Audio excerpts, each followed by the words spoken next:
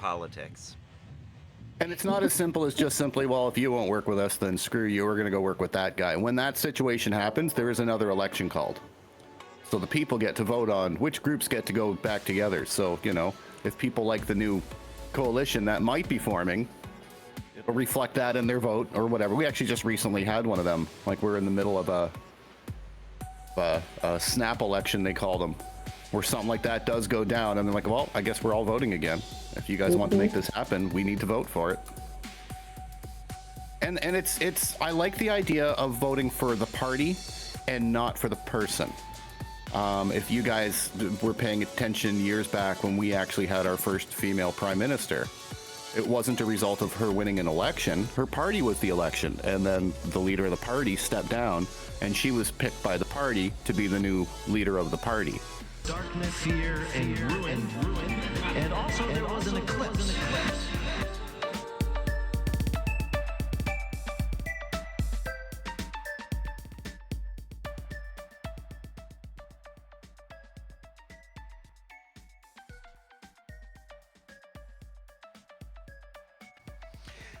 Hello, friends. Welcome back to Saturday Evenings Posted Mostly Presents. And with me, your host, Trevor Stewart 1308.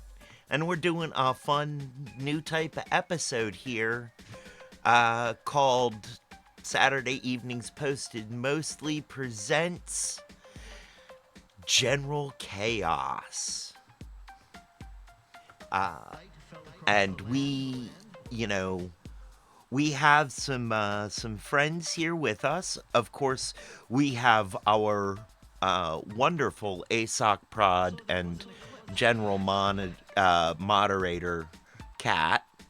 But also, we will be being joined by a very special guest, DJ Lokpique, who is here forthwith shall be known as GeneralChaos.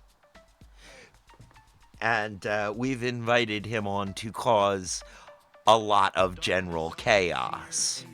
So, here we are. And let's jump into this, eh?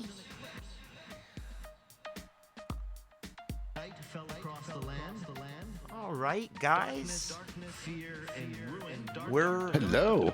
Oh, there is DJ Lokpique. All right. So, tell us a little about yourself. What type of music do you spin here? What's your tell us a little about the Sunday No Pants Raid Train. We're excited to hear about that. Oh, hell yeah. Actually, I can almost switch my picture here. Let me see if I can switch my picture here to actually be the flyer. Oh, that would be How's wonderful. that for some shameless promotion? I just got to make sure I can find it. No, I'm usually play drum and bass music. Lately, I've been kind of playing anything I can get my hands on. But yeah. So I'm gonna, of course, ask you about that abomination that you do, the Baby Shark, remix. Which one? There's been several. I like the polka and drum and bass one. That one was fun. That was fun.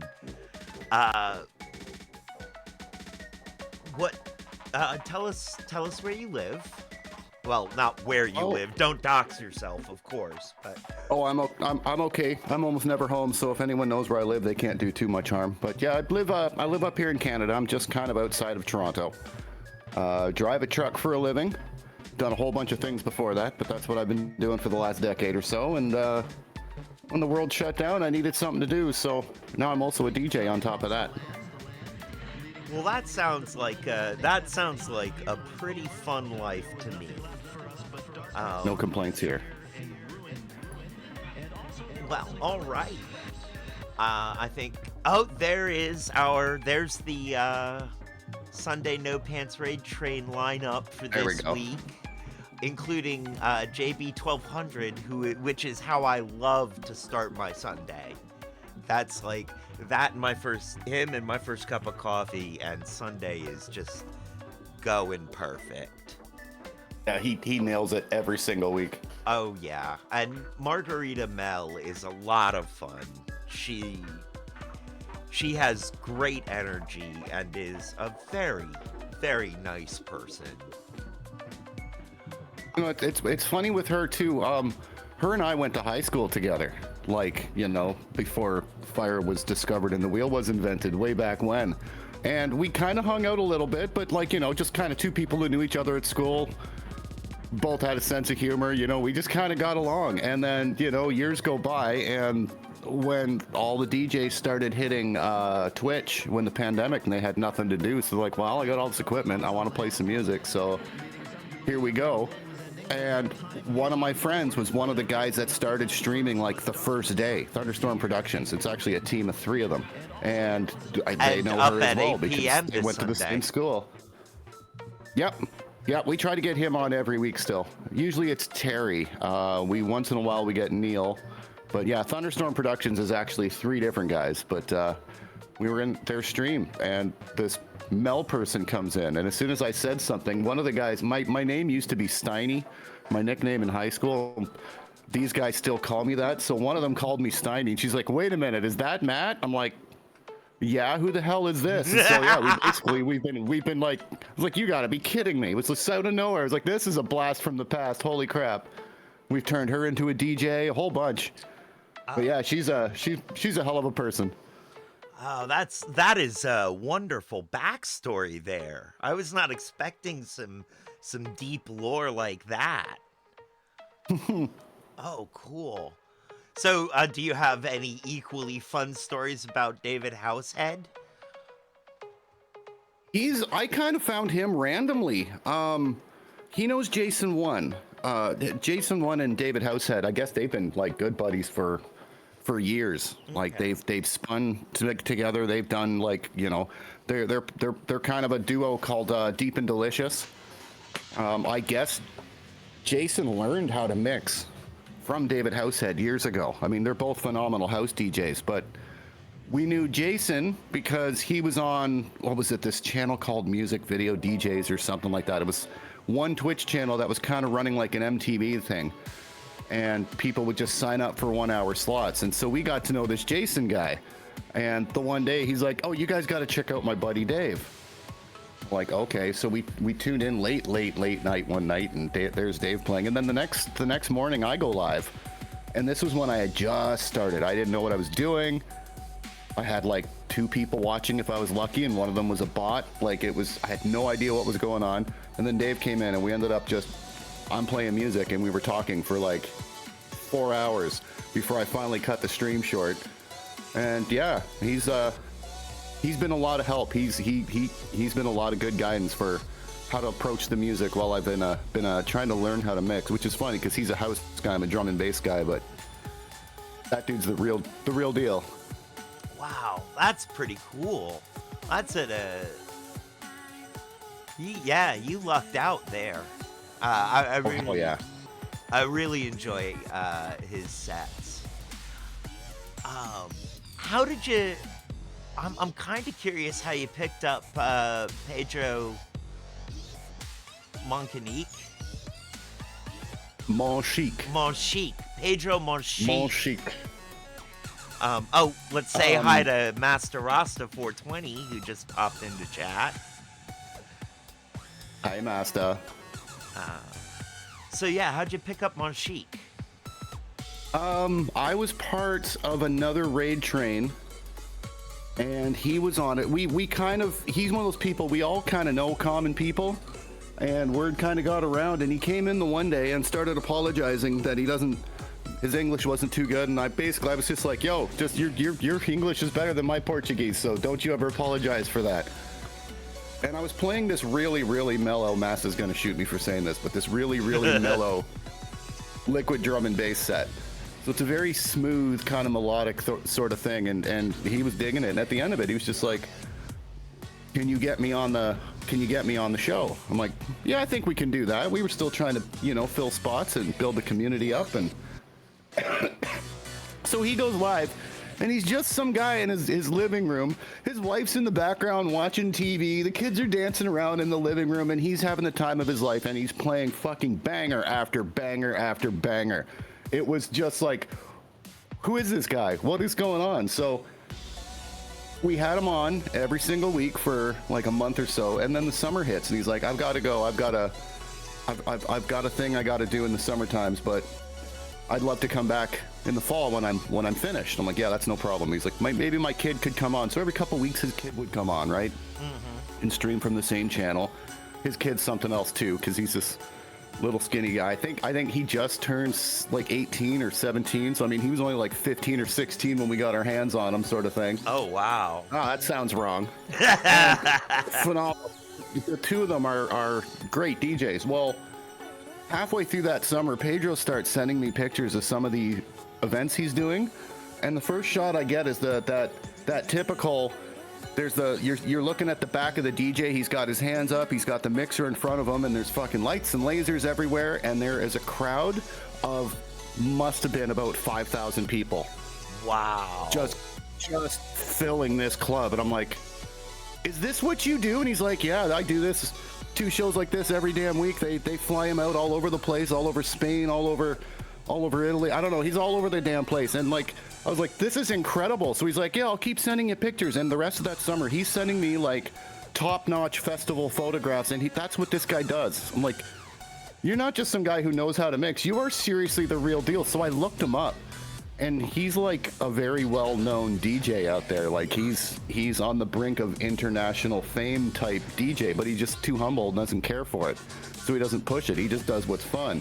And then he comes back with us, and it's just a guy in his living room and his wife and kid watching TV in the background. Again, like, if you had not seen it, you would never know that that's what this guy is. He's just the most humble, down-to-earth guy, and it's amazing. It's like, how do you exist? Oh, wow. That's... I had no idea he was that big. Yeah, he's the real deal. Oh, wow.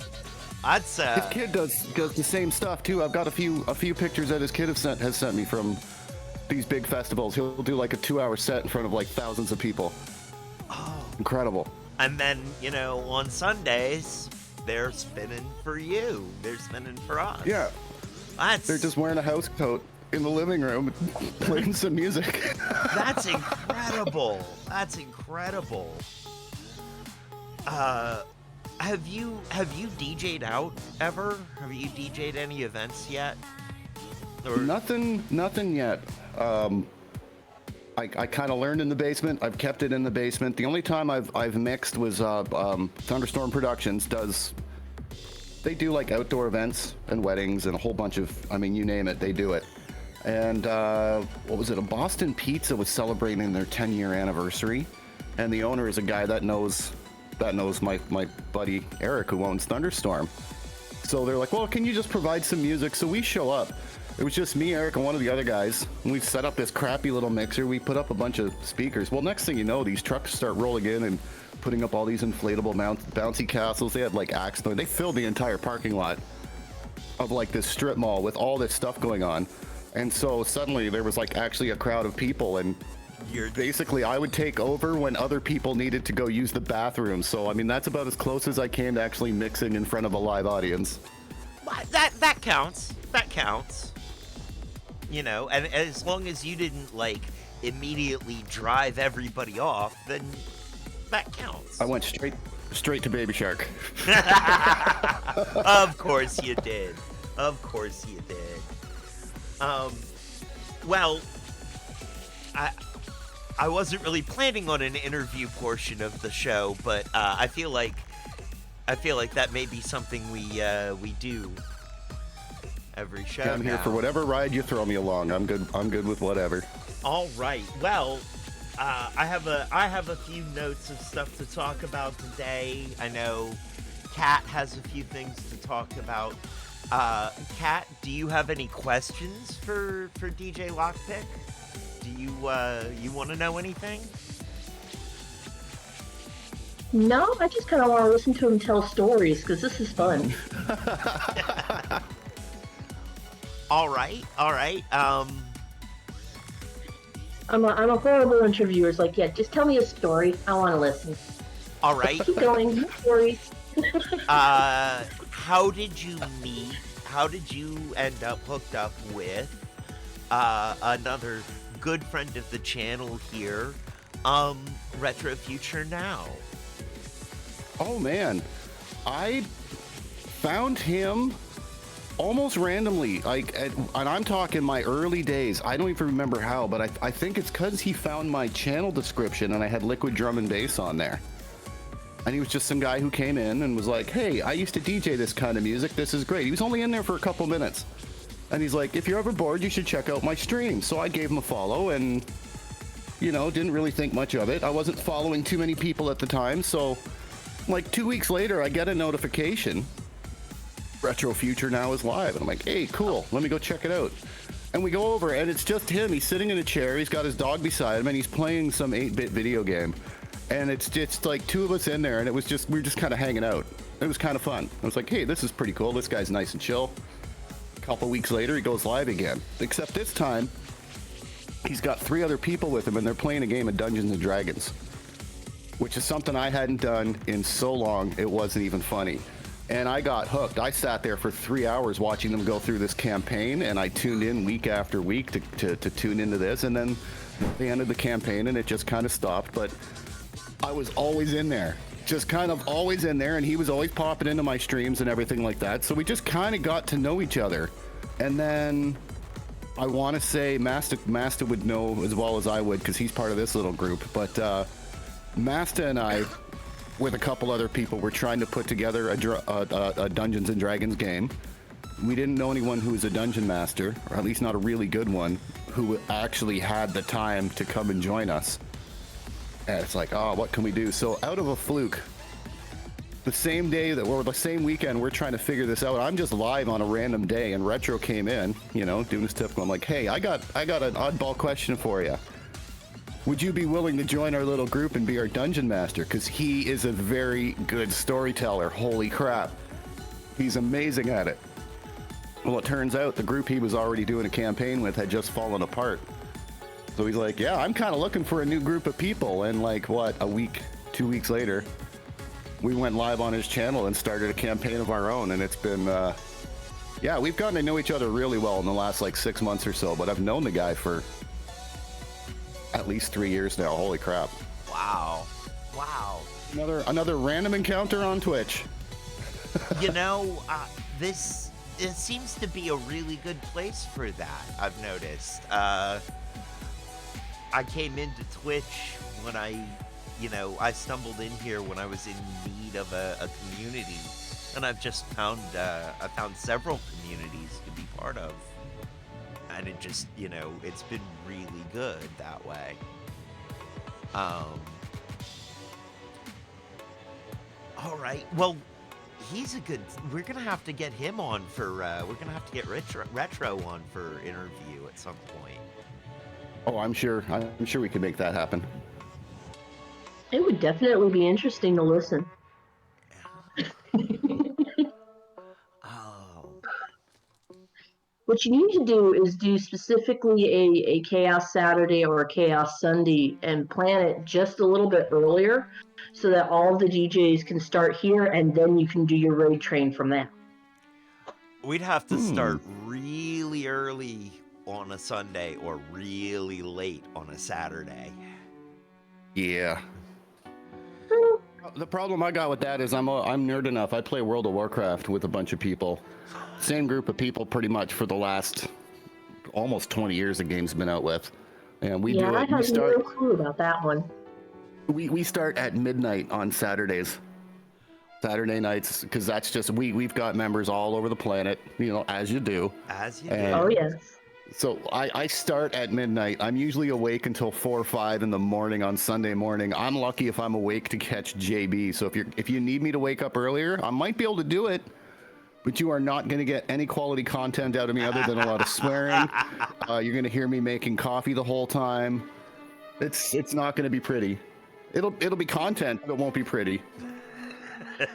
Well, I mean, you could tell us about the most recent raid and how you had to, do weird things. Like, I know of a particular gamer that delights in waiting for people to join raids that are just really, really rude, and will do things to make them get kicked out and join them at the end of the queue until they behave. I also know one that sits there and curses everybody by saying, "Remember, don't die." Oh. Ooh. That's part of our strategy for the new people. We're like, well, okay, the end goal of this one is to reduce the boss's health to 0 and keeping yours above 0. Okay, if we can manage that, we'll win.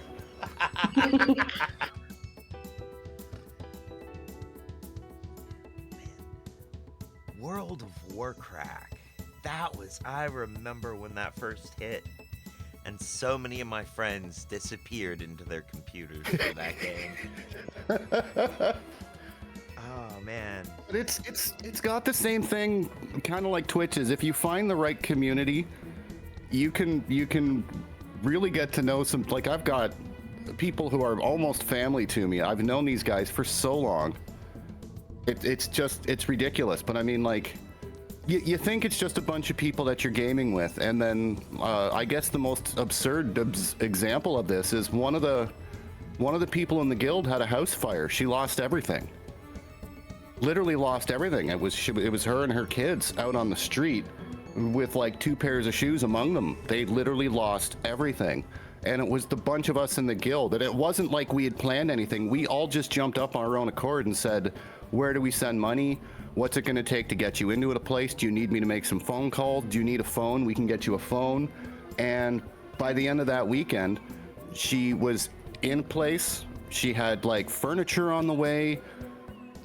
We basically, just a bunch of fucking gamers that are running around killing dragons on the weekends, are what got her back up on her feet almost instantly.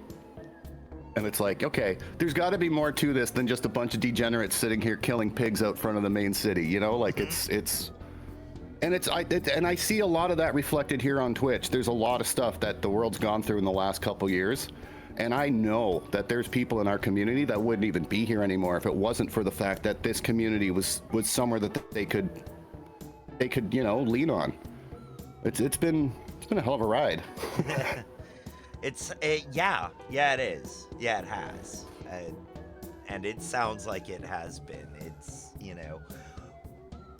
I think we all have those sorts of stories where we found ourselves a community through something like gaming or Twitch just at the right time when we really needed them, or we started building the community and through that, and it was there when we did need them.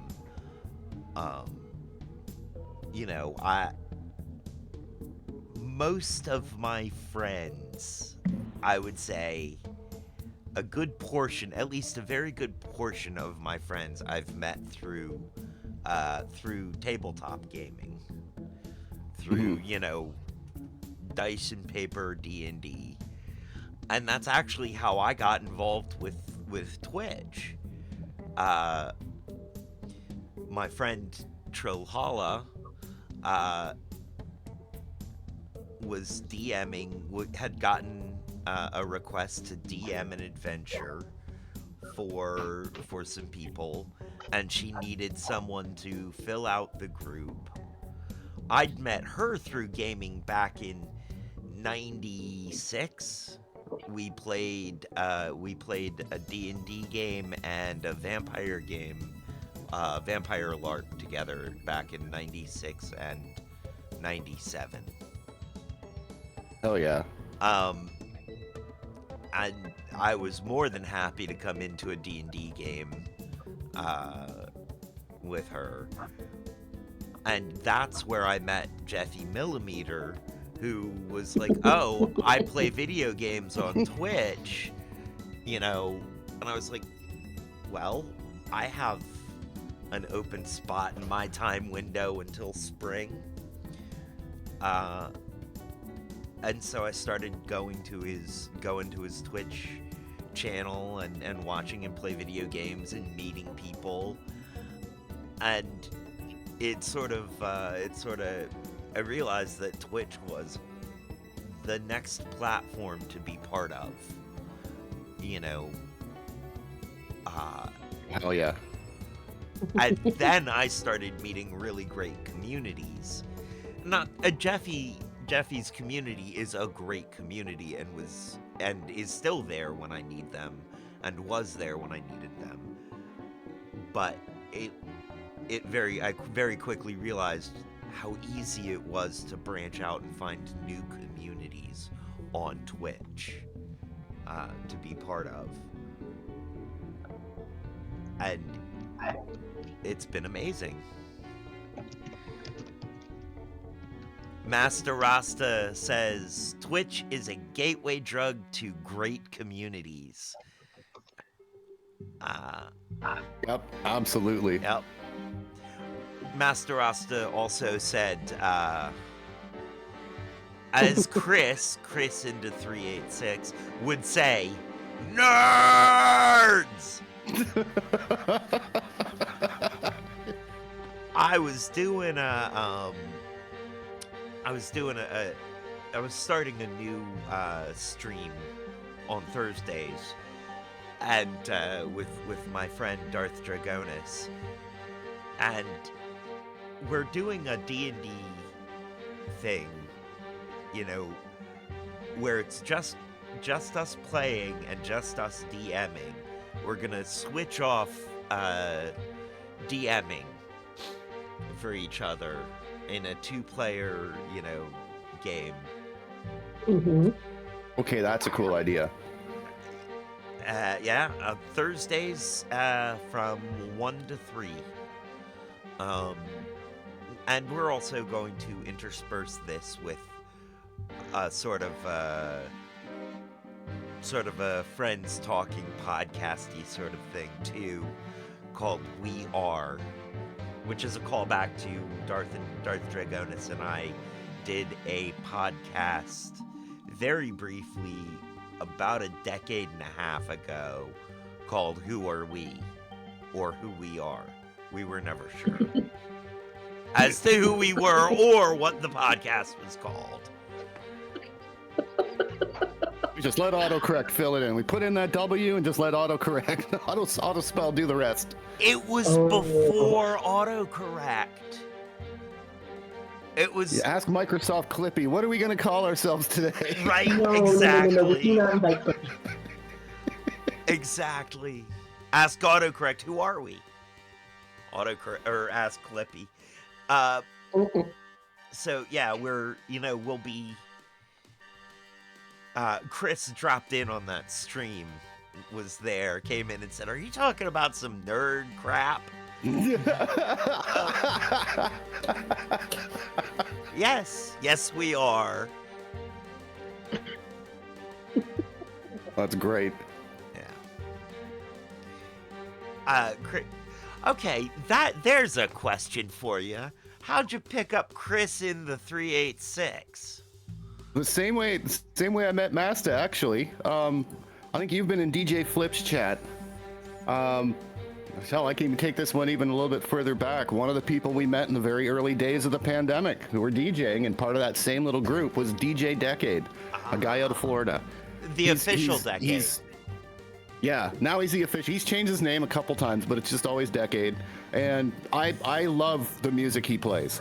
He can be a little bit awkward on camera at times. He doesn't like to talk. I mean, if he had his way, he would just be playing music and that's it. That's just what he does. Even his real life gigs and stuff, he's like, I won't do anything if I got to touch a microphone, but you give this guy a set of music and he'll keep the place pumping away. It's pretty good. We mesh perfectly. So I've been watching him like religiously. Anytime he goes live, if I can, I'm in there.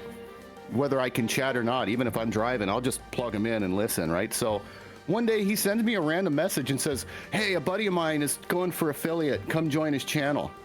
And he hands me a link, and it's this DJ Flip guy. And I go in there, and I'm like, this guy is something else. Like, he's just some dude in his garage playing music, having a hell of a time. we're like, his chat room was just lit up about all of us who just, you know, randomly showed up. Some people knew him from other things and some people didn't. And yeah, so we all hung out there. He's got weekly streams going on, and I think it was his birthday. His first year anniversary of being an affiliate was also on his birthday. Oh wow. And like they were throwing Nice. cupcakes at him. It was a whole thing. That day was absolutely crazy. And partway through it, some guy named Master Rastic comes in, and I'm like, I love the name. And then we made a whole lot of phallic reference jokes. One thing led to another, and like after that, we just, I don't know, the two of us just kind of clicked. And yeah, Chris is kind of the same. He knows one of the other DJs. I guess he lives across the street from one of the other DJs. Yeah, Flip was wearing a bikini and working for everybody. It was crazy.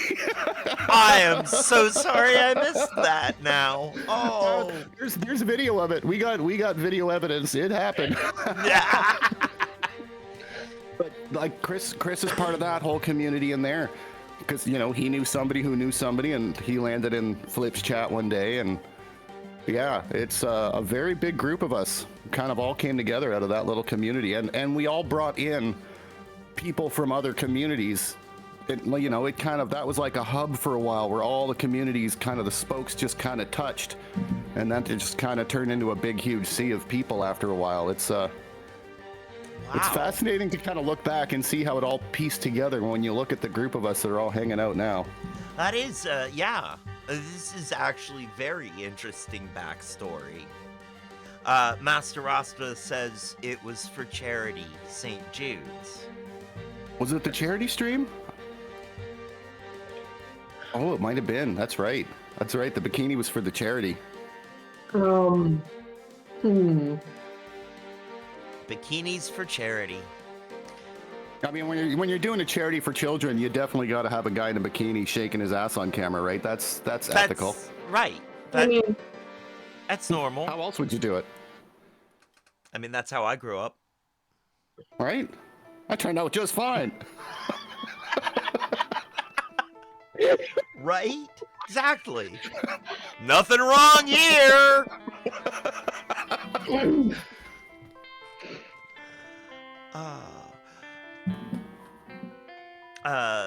Master Rasta says, yeah, that's where I met Flip. So that's also where he met Flip. Wow. So But it's like, even like yourself. I mean, what? You came into somebody's channel the one day, okay, so talked for a few minutes, but I mean, what really sparked it off was you said something in chat about, hey, I've got a YouTube channel. It's under the same name I'm using here. And I literally dove through that. Like, I mean, I put on a snorkel and I went swimming through your YouTube channel and had the time of my life that weekend. And to the point where I'm like, man, people need to see this. Here's a command. Type this command every time you're in my chat. Make sure people go to this thing. But I mean, something as simple as that turns into two people who now, you know, we basically are in a chat room together. How many times throughout the week? You know what I mean? Like every time I see you live, I try to get in there. I try to at least lurk. I try to give you at least a few minutes to try to get me to unlurk to talk.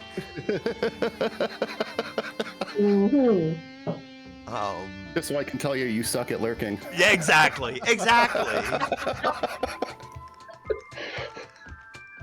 Who'd have thought that this doesn't disappear into a crowd easily?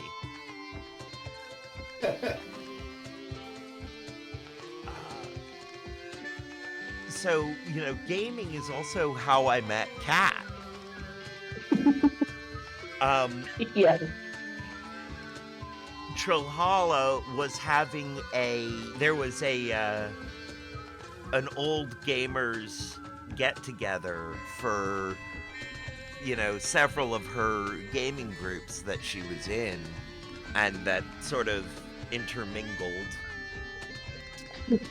And I used to game with a couple of the people who were gonna be there, and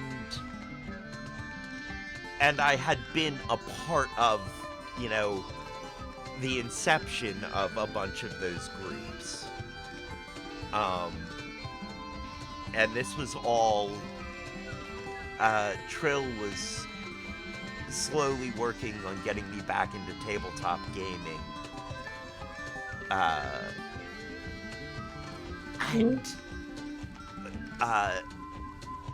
She had this one friend she wanted me to meet because she thought that I'd be good for him. And also, he was getting ready to run a Rifts campaign, and she thought that I might be good for the Rifts campaign, too. And so I met this guy. Actually, he showed up a little late. I met this...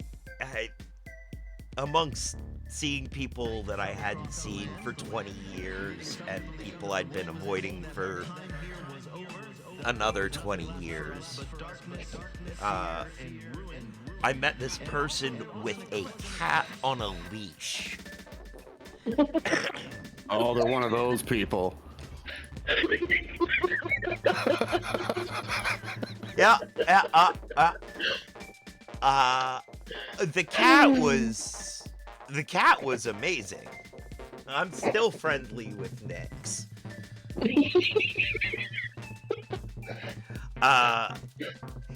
And, you know, turned out that she was going to be playing in the Rifts game as well.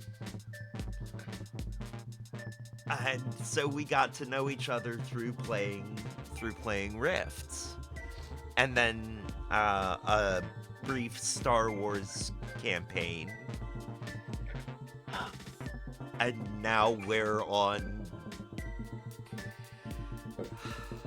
I'm not gonna talk about this game in public because there is... Come on, own it, man. Own it. The DM is doing D20 Modern. The system is D20 Modern. So it's... I think that's the one we're using. Yeah, it's a complex system. It's not as complex as, you know, AD&D First Edition or Middle-earth role-playing that was D100 and table-based. That was a slog. But it's a bit complex. So he had us create these modern characters. Oh, hi, Wasabi. Thank you for the lurk. He had us create these characters and then threw us across the galaxy to a D&D world. An alien D&D world where we didn't speak the language, but as far as we can tell, the language is based in Old Germanic. Oh, man. At least one of the languages is based in Old Germanic. And it just occurred to me that if we're supposed to be on a completely alien world, then why are the languages based in the same... have the same language bases as Earth? My guess? No, we don't know exactly what Von Braun was doing in his time just after the war. Send the rockets in the air. Where they fall, we do not care. Yeah. Aiming for the moon, but I hit London instead. Oops. Damn.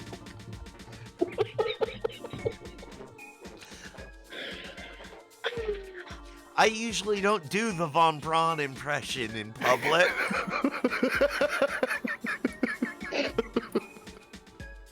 That's a good place to avoid doing it.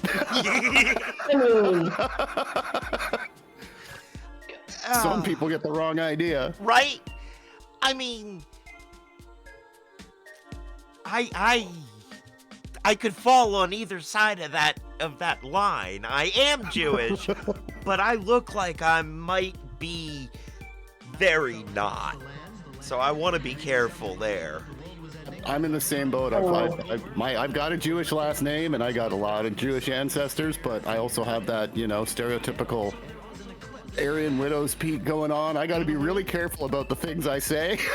Oh yeah. Even when I'm joking, some people are saying that's a little bit on the fence there, man. You might want to be careful with that one. Oh yeah. Oh yeah. Just to be absolutely horrible, Mom would have loved both of you. I'm not sure. Oh, hey, Retro. Retro's here lurking too. Yep, he's actually, I think he's live. I wouldn't. Yep. I went in and I told him I'm lurking and I'll be there in a few. Oh.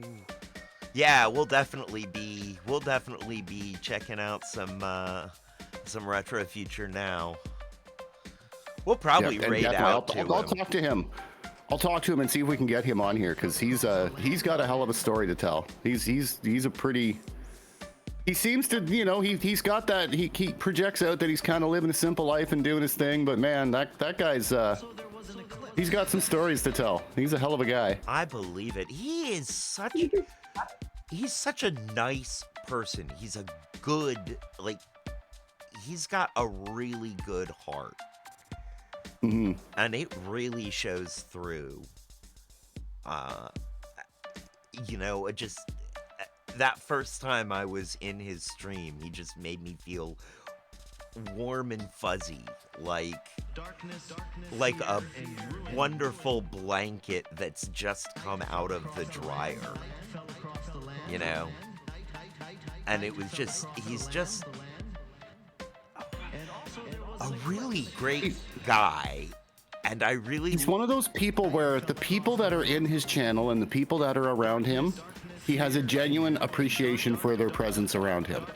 Like, that's just something you don't normally see. Like, if you're around and you're there, he genuinely will put his own concerns aside just to hear how you're doing.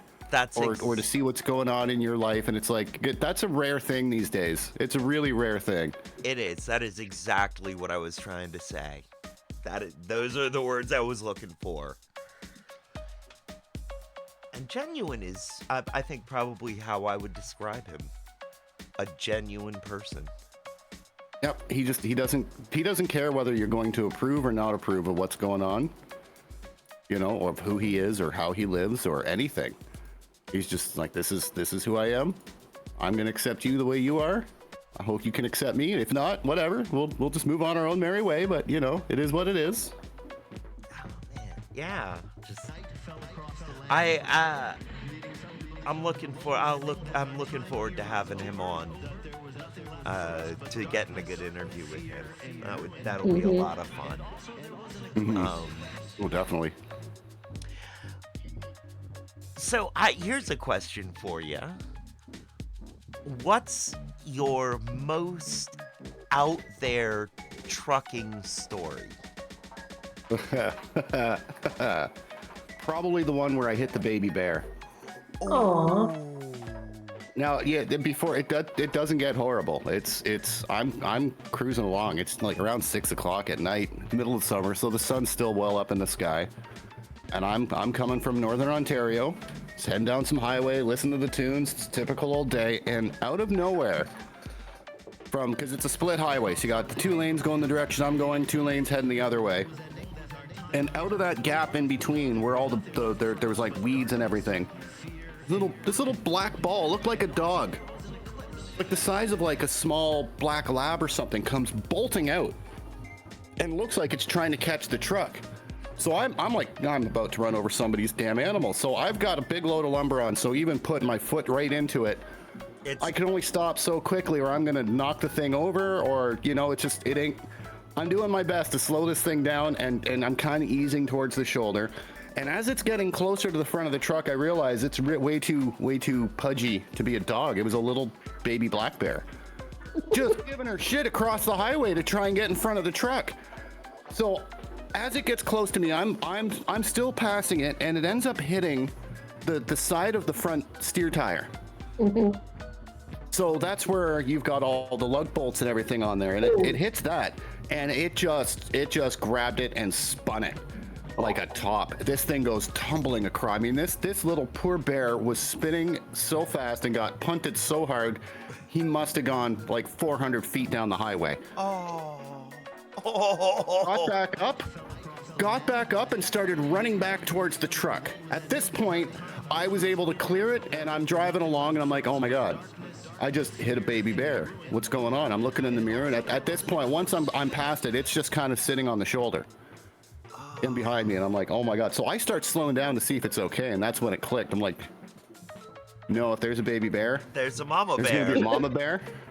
And Mama Bear's not going to be happy about what I just did to Baby Bear, so I should probably not stop here. But I mean, I'm like, did it hit any of my airlines? Did it hit any? I'm like, did I damage my truck? How far do I need to go before Mama Bear is not going to turn me into lunch before I can pull over and make sure my truck is okay? And Right? I think the bear was okay. Like there wasn't even any blood or anything on the truck. And I mean, if we hit a squirrel or a rabbit, you got to wash the truck off because they make a mess. There was a little tuft fur stuck to one of the bolts. I'm pretty sure at some point it took a bit of damage, but that bear literally got back up and started running back at me. And I'm like, you're doing this at like, fucking 3 weeks old? I'm never messing with a black bear. No. Or any bear. No. No. Lesson learned. But yeah, that was probably the most insane thing that I think I've ever seen. Oh, wow. Oh. Getting bum rushed by a black bear cub. Oh, hello, Bex Marie. Thanks for joining. Hey, Bex. We're interviewing Lokpique today. Wow. I mean, I've watched a bear run. I've watched I think it was a brown bear. I was coming up the highway and it ran across the highway and across a few yards Mm-hmm. in the time it took for me to get just maybe a quarter of a mile. Go. It was a few seconds and it had cleared about a football field. Oh yeah. It was like, oh God, Normally no. when you see them running, it's from a nice, good, safe distance, and unless you have a true appreciation of how big, especially a brown bear, how big they are, they don't look like they're moving that quick. It's not until you see one of them from up close start charging, and you're like, Nope. how do you move? How do you make that much meat move that quickly? That's because 90% of that meat is muscle. And it is scary muscle. Yeah. Yes. I'll be on Instagram and I'll see these reels of people being friendly with bears, and I'm like,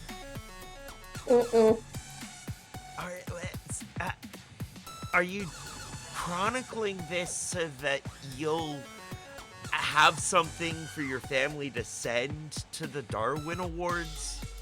Right? Like, come on, man, a noose is quicker. What are you doing with this bear? Right? and it's gonna be less painful in the And end. less poisonous to the bear.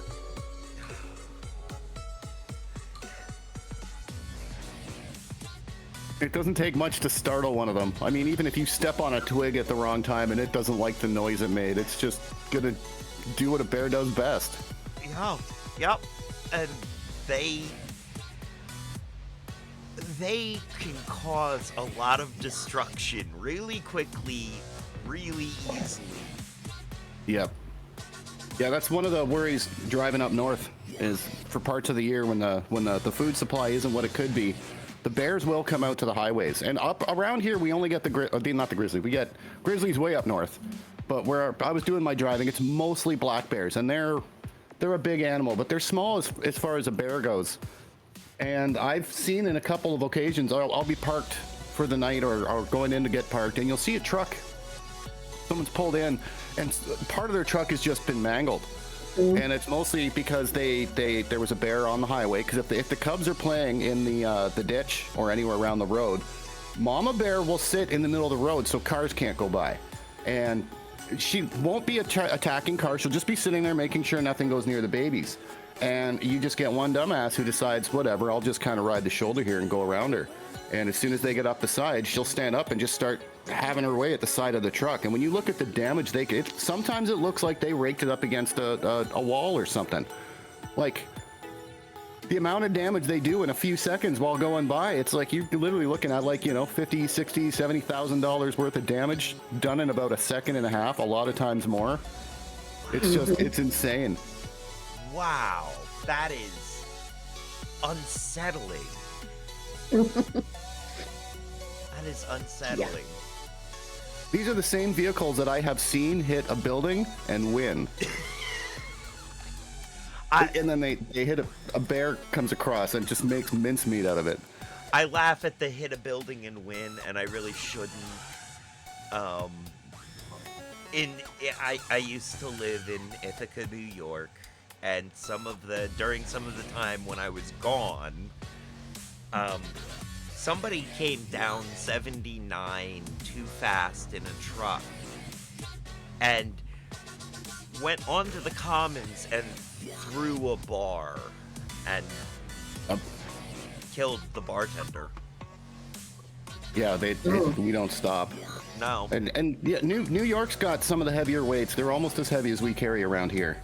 Oh, wow. We had we'll when I'm fully loaded up and grossed out, I'm just shy. I'm literally at 139,900 pounds. Just shy of 140,000 pounds. Moving at 65 miles an hour. It's pretty crazy. We had actually not that long ago, about a year ago, we had one of our drivers was going along a little highway. Thankfully, there was nobody in the house, but he started having a seizure, and his legs cramped up. So he came off the pedals at full speed and couldn't turn the wheel because his arms had kind of all, you know, he just seized right up, and the road turned. He went straight, went across a field, through a house, across another field, and then finally hit a swampy area. Then the truck sunk into it, but he went right through this house and kept going. Oh, that's before the truck just came to a stop. wow. That's horrifying. A lot of energy. Yes. Momentum is conserved. That's a lot of momentum. And you know, the grill of a semi isn't actually that big. That point of impact isn't, you know. Yeah, but right behind that, you've got an engine that's the size of a small car, bolted to a whole bunch of I-beams that are keeping it in force. So it's basically a battering ram. Yes. The cab itself, everything above that is all fiberglass and flimsy, but the actual bottom of the truck is a battering ram. Yep. And that's not, you know, that's a pretty small area for all of that force to be condensed down to. Yep. And people still cut us off. Makes you wonder.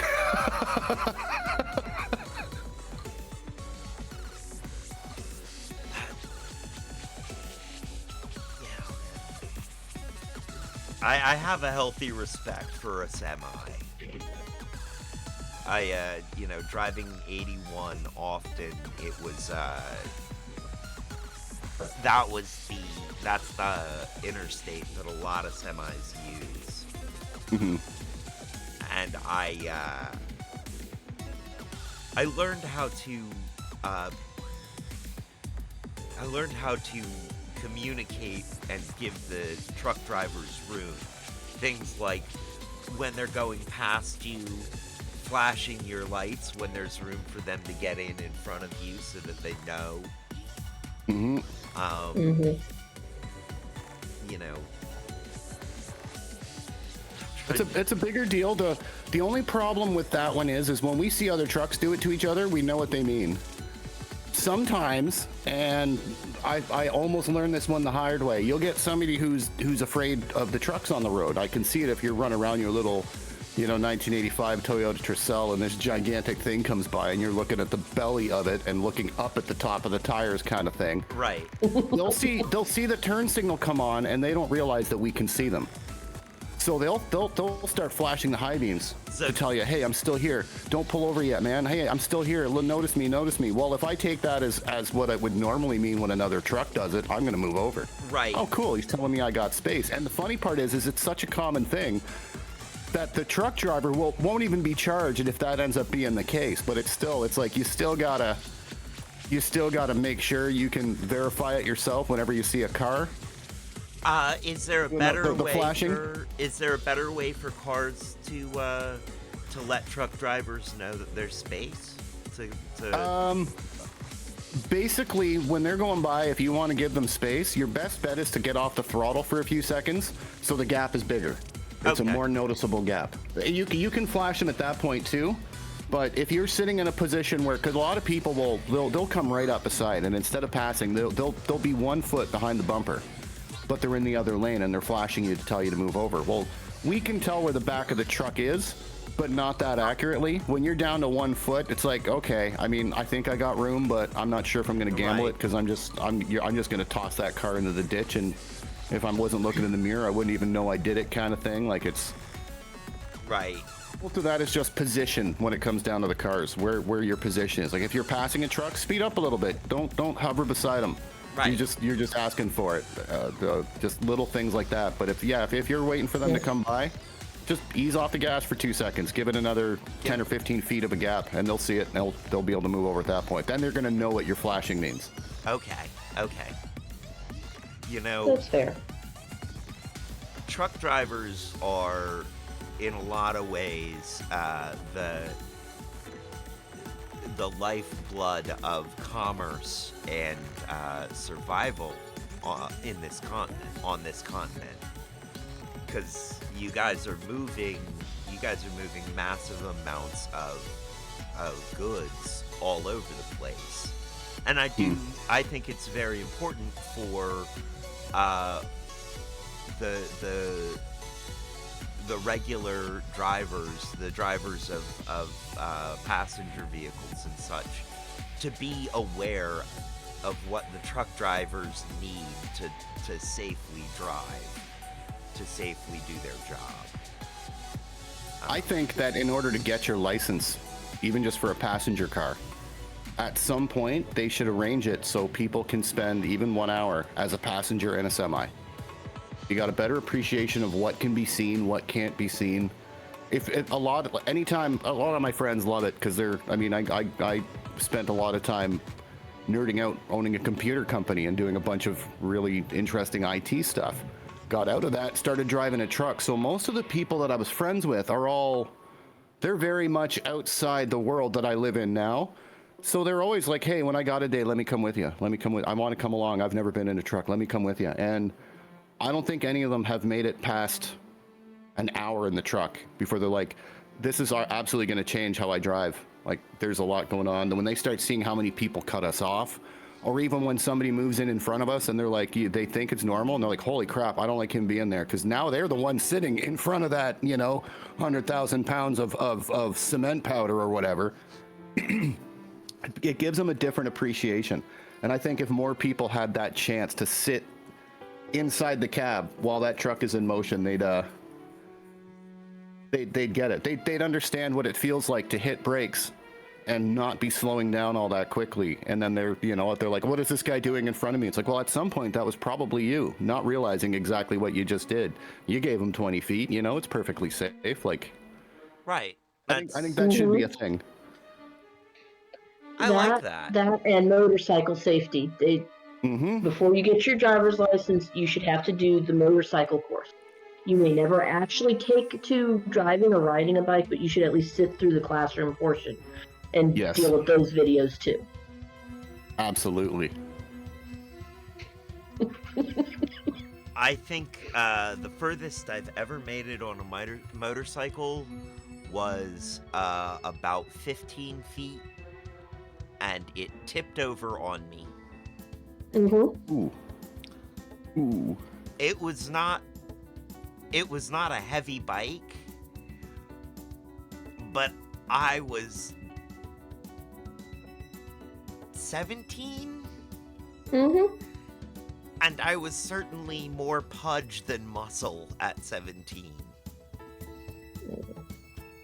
Uh, It was, I was like, I think from here on out, 4 wheels and a steel box.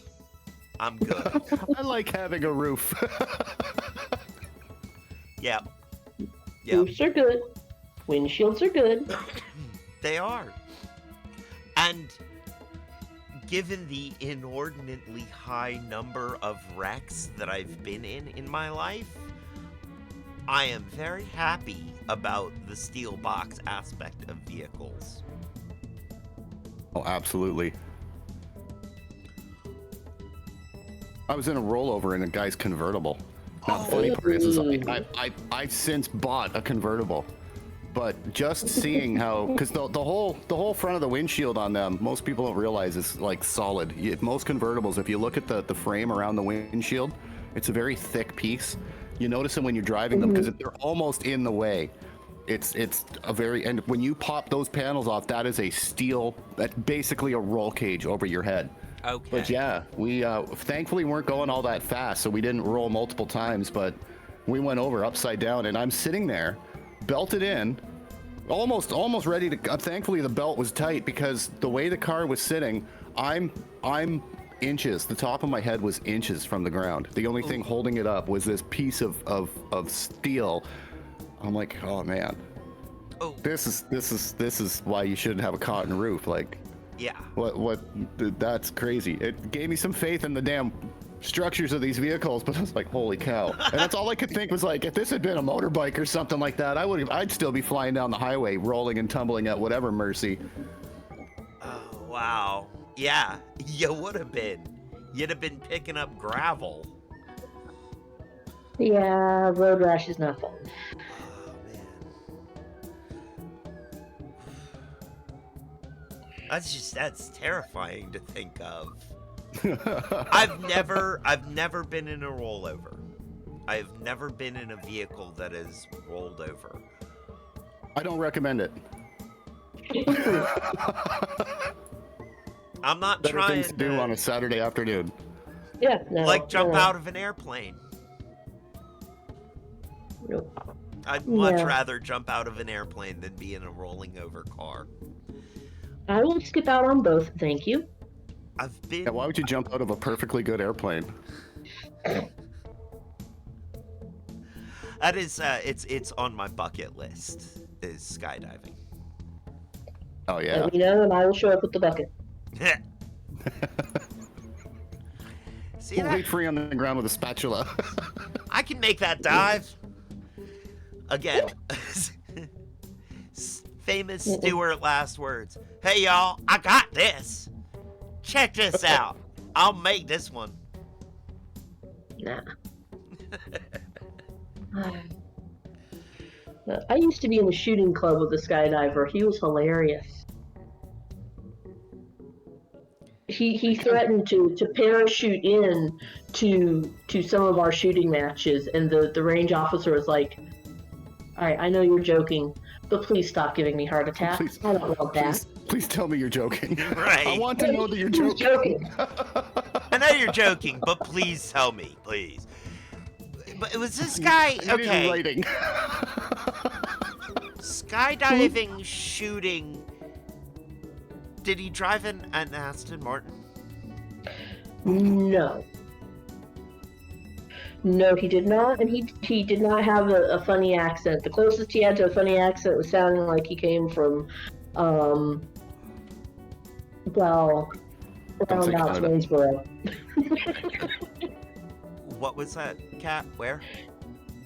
So his accent had him from Waynesboro, not Oh. over the water. Okay. Waynesboro. Yeah, Waynesboro, y'all. yep. Hey, look, he's offering to do single action and be a cowboy for a couple hours and then threatens to parachute in. The range officer's like, no, you cannot parachute in. We did not have parachutes with the cowboys. We're not doing that. Love it. I bet you Little Bighorn would have gone differently if if they'd have had a paratrooper division. I imagine a lot of things would have gone differently if varying points of time if they had paratrooper divisions. Master Rasta gets it. He says, hold my shot. I got this. Yep. I said, you all can do that. I will be waiting on the ground with a bucket and a sponge. Yep. I'll bring the squeegee. I gotta wonder, Master, does my family have the same reputation over there? Do Stewarts have the same sort of like, yep, y'all, we might not be the brightest, God bless our souls, kind of reputation over there? I mean, I am kind of curious about this. I've got to imagine at least the ones who got to Ireland probably still had that reputation. But if you go all the way back to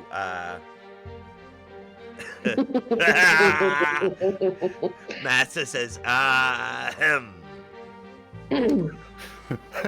This is about to take a turn. I can feel it. I mean, Stewart, I'd say, is more a royal name, no? Yeah. Oh, yeah. It's a royal name.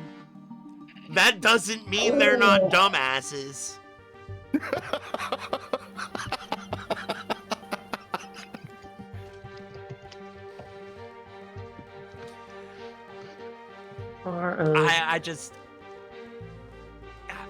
I wonder, I gotta wonder, because every time when I was over there and they'd ask me to spell my name, and I do the bit, it's Stewart.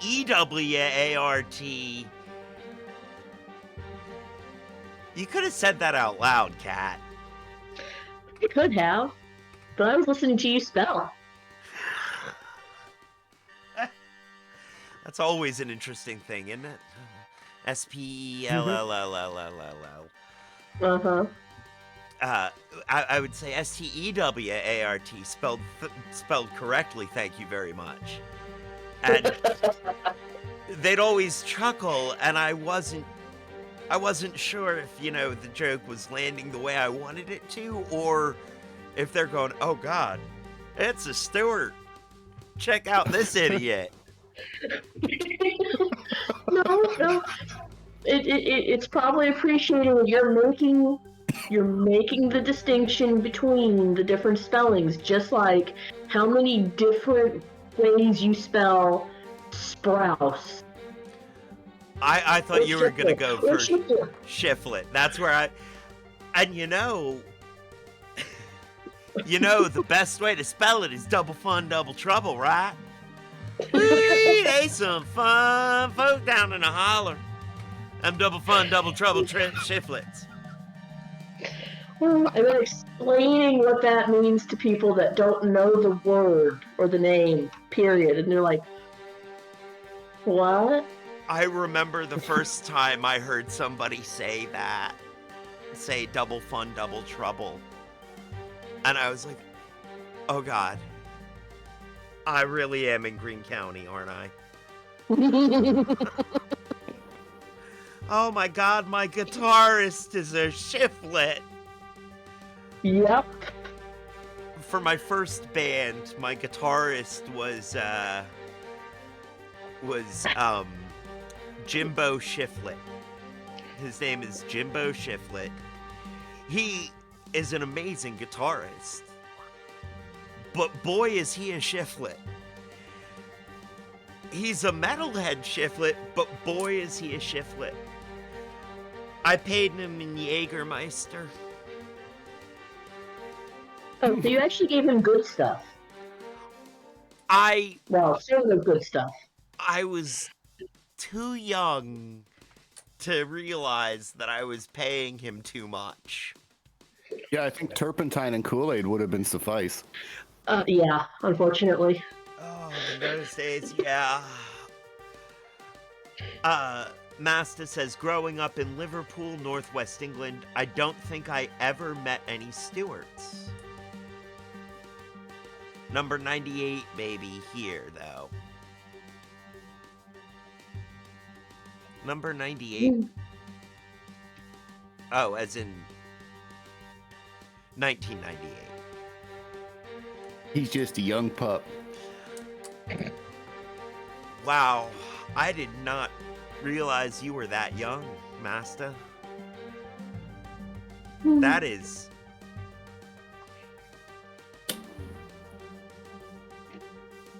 Oh, I am not even gonna think about it. I'm not even gonna think about it. It's okay. You had issues trying to figure out how old I was at one point. Oh yeah, I did, didn't I? Did I ever figure it out? I don't know. How old do you think I am? That's absurdly old. If you piss her off enough, she'll just tell you the answer to correct you. It's okay. Oh, see, no, it's not gonna piss her off. Whatever I say, if it's wrong, she's gonna laugh at me and make fun of me for being wrong.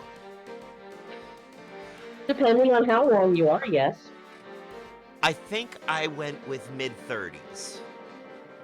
Fairly close. Fairly close. Like, you're not too far off of Will, and Will's not too far off of Trilhala. No, you and Will are actually pretty close, like dead on.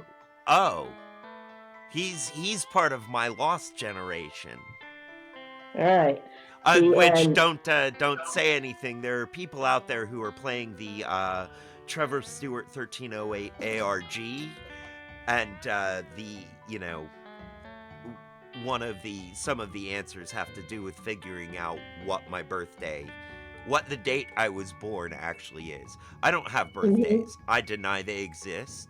They have been bad luck. Not just for me. Bad things have happened around the world around my birthday. So I just deny Fair it. enough. Fair enough. But yeah, no. You and I are actually a lot closer in age than your original guess was. Okay. I'm not gonna ask you to reveal your age on stream, because,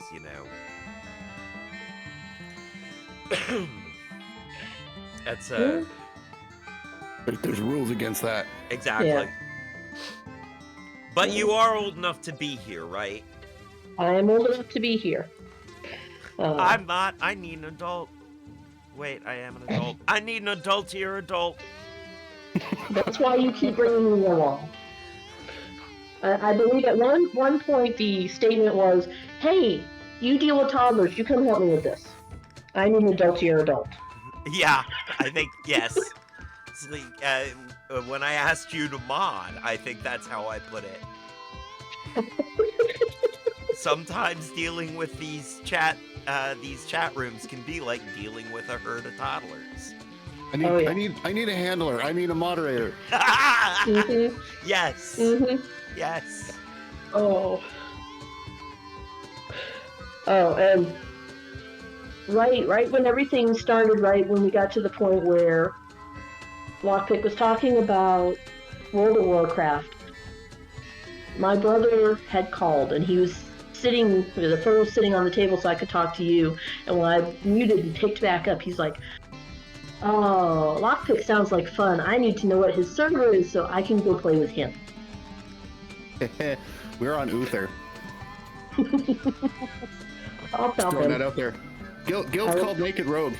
Ask anyone on Uther who the Naked Rogue is, and they're going to point you towards me or somebody in the guild. I will tell him. He will, because he's like, that sounds like someone fun to go play with. Didn't your brother... Our group is something else. We're making decent progress. We recently just built our numbers up enough that we're actually doing the raids. We've just been doing the 5-man content and smashing it out, but we've all been playing together for so long. Yeah. And we're all just good at what we do. So we go in there and just it for somebody who's not part of the group, it probably looks like the most unorganized horse shit that they would ever imagine. But we still end up going in there and just smashing stuff out. It's absolutely hilarious. We have so much fun doing it, and nobody takes it seriously, but we still get stuff done. Mm-hmm. pretty fun experience. Oh yeah. What was your question, Trevor? Didn't your brother meet his wife on World of Warcraft? Or am I Yep. thinking? He ended up using WoW as a dating service. To go back to what Lokpique was saying before about making communities in places like that. Yep. The guild leader was having a rough time, so they planned. This is years because they were still using Ventrilo to talk to each other. So this is years ago.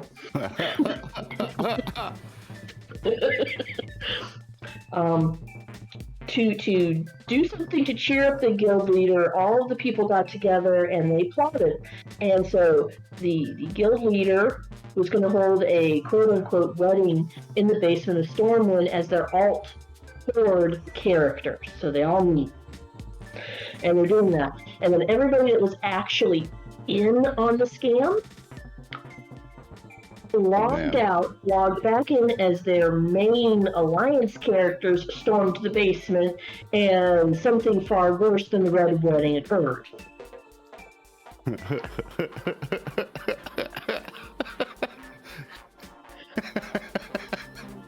Sounds about right. So shortly after this, they end up on he ends up talking with the guild leader, and they're communicating back and forth, and they're instant messaging, and they're doing all this stuff, and it turns into weekly raid night dates. And they put together their own mini convention, so the whole guild was just going to meet up, and they were going to have this mini convention of their very own at some casino in Las Vegas. Oh Lord. Which moved, and it moved to Reno, and then it moved to California. But it did eventually happen, and they ended up hitting it off well enough that she flew out here to meet us, and then he flew back, plotted things with her dad, came home, got stuff, and then flew back and stayed. I've heard that one go down so many times. Holy crap! Over the years, it's amazing when you just two people and then next thing you know they're hanging out in the game. Next thing you know they're living together, and then they're married, then they're having kids. It's like holy crap! Holy crap! See, this is 24, so this is officially their 10th wedding anniversary. But he's been out there for God, he's been out there like 12, 15 years now at this point. And all because they plotted a terrible prank on their guild leader in WoW. Holy crap. There's easier ways to become an officer. I'm just putting that out there. There are. There's also... It's almost Greek in its execution. I mean, a bloody coup, an enduring romance. Mm-hmm. This is an epic. What's that meme that goes around about how often guys think about the Roman Empire?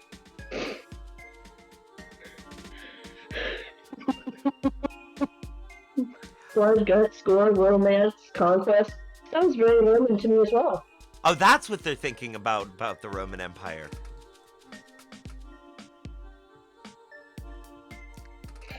Yeah, no.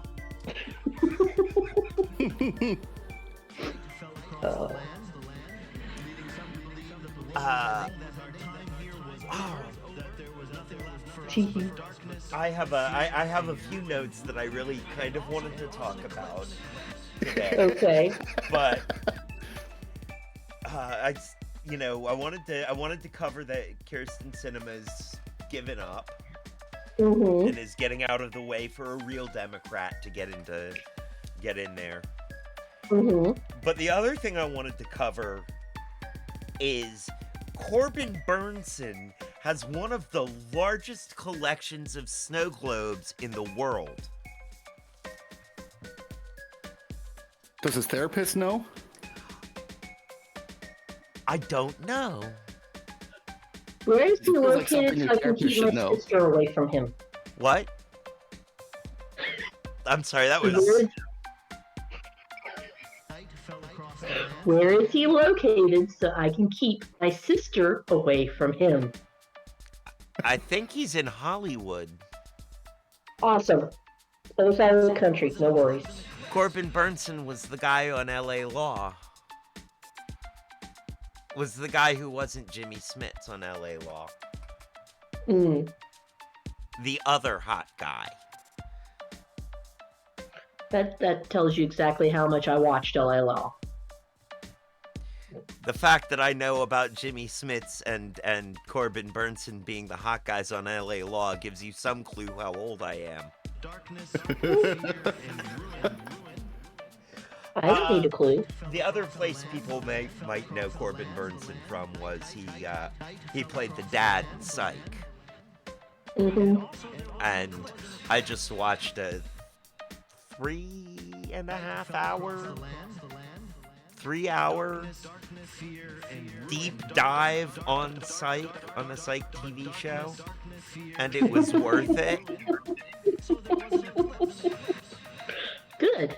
About halfway through, I went, this has got to have been more than like 20 minutes. I thought I was watching a 20-minute video when I clicked on it. Halfway in, I'm like, oh wow. I signed up for a long video. But yeah. the presenter was good and made it feel... Talus the Introvert was the presenter. And they made it feel very,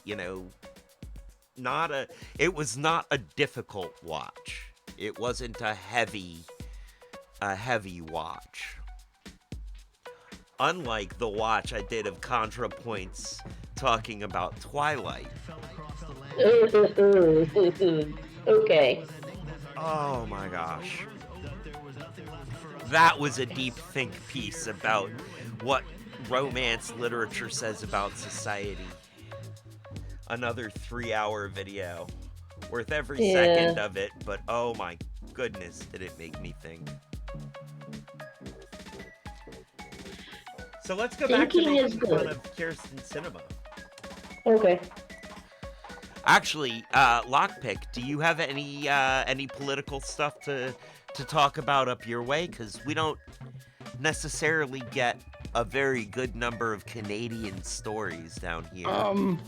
We've got the most Canadian version of your election coming up at some point soon, where we got two has-beens that really aren't qualified, and we're gonna have to pick which one is gonna do the least amount of damage for 4 years. But that's about it. But our government works differently. Like from top to bottom, it works differently. So most of it's completely non-consequential. There's too many checks and balances in, and we don't elect a dictator every 4 years. We just elect a party. You know what the real difference is your system works. Sort of. It does sort of. Which still makes it work more than ours is currently. This is I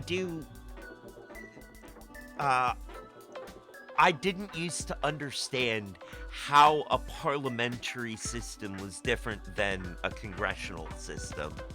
I was like, aren't they? But a parliamentary system allows for multiple parties, more than your bipolar choice. Yeah. We right now we've got a minority. That's what they call that, a minority, where none of the parties got a majority rule. None of them hit that 50%. So two of the underdogs or the person who had the most votes can kind of team up with one of the others and put all their stuff together and jointly rule the country. A coalition government, as they call it. Yeah. Which is really good, because then you've got two different mindsets. It's where a lot of people argue that things take longer to get done because you have two different parties that have to agree on things, but more useful things get done on average during a coalition government because of the fact that you've got two groups that have to agree on something. It's not just a blanket, this is what I want to do, and we're just gonna build that wall and I don't care what anybody says. That sort of thing just can't happen. Right. And it also allows for more negotiation, because in a two-party system, you've either got to do it one way or the other. Yeah. But in a multiple party system, a coalition with one party can be broken, and you can build a coalition with another party who's like, okay, I guess, they didn't want to help you get these reforms passed or make these things happen. I guess we'll help you. And it's not as heavy a swing of power, but it's a more subtle shift in power, but it's also a more effective shift in power. Yep. Now, this, of course, is coming from what I've observed from the outside. I'm not, I've never taken part in Canadian politics. And it's not as simple as just simply, well, if you won't work with us, then screw you, we're going to go work with that guy. When that situation happens, there is another election called. So the people get to vote on which groups get to go back together. So, if people like the new coalition that might be forming, it'll reflect that in their vote or whatever. We actually just recently had one of them. Like, we're in the middle of a snap election, they call them, where something like that does go down, and they're like, well, I guess we're all voting again. If you guys want to make this happen, we need to vote for it. And it's I like the idea of voting for the party and not for the person. If you guys were paying attention years back when we actually had our first female prime minister, it wasn't a result of her winning an election. Her party was the election, and then the leader of the party stepped down, and she was picked by the party to be the new leader of the party. But we've had that a few times where a leader will step down or retire or decide it's best to bow out because of the damage they've caused, and the new person will come in and they hold the fort because the party is the one that rules. It's not the person. Which is a lot of Americans look at it and they crap all over Justin Trudeau, not realizing Justin Trudeau he's not like a president. He doesn't snap his fingers and make things happen. He's the talking head to a whole group of people that are making decisions. Right. What parties were in power before the snap election that's going on? It was the Liberals with the NDP, the New Democratic Party, which is like the Liberal Light Party. Okay. Now, for you guys, liberal and conservative have different shades of meaning, don't they? You don't just... More so lately than usual, but yeah. Okay. And it depends on who you ask of what the two words mean. Okay. Generally, your liberals are, they'd be, I guess, closer to the Democrats. Your conservatives are closer to the Republicans. I mean, yeah, that is, that's sort of how it's viewed here. Liberal is Democrat, conservative is Republican. There's a lot of I think the language here in the U.S. America, I think the language has gotten very confused. It's become very much about a red team, blue team mentality. You mean it's become a woke versus Jesus mentality? Yeah, actually, yes. It's become people versus religion. The Democrats, not all of the Democrats are liberal. Not all of the liberals want to be called Democrats, but everybody on the left side of the aisle, of Congress, which is where left and right come from, for us anyway, they're trying to create a world where everybody is welcome to try and get some kind of a living out of it, exist in it somehow. And on the right, what the goal is. Let me see if I can find a nice way to put this without getting up on my soapbox. The goal is to maintain the status quo of a capitalist free market economy. The main goal of the right is to maintain a status quo. That's where I'm gonna leave it before I say something really, really unkind. That, you know, when I was a child, I was taught to see it very much as, you know, the right was the status quo and the left were the disruptors.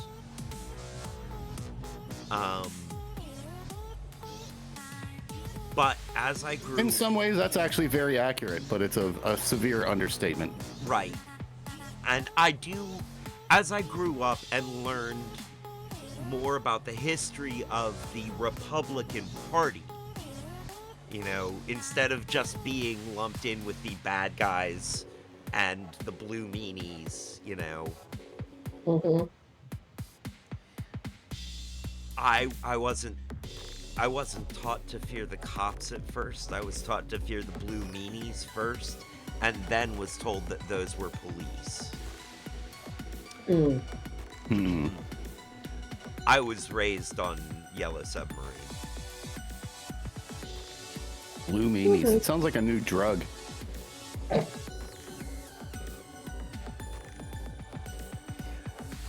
I better be careful what I say here, because I don't necessarily want the viewing public to know the extent of my knowledge on that subject.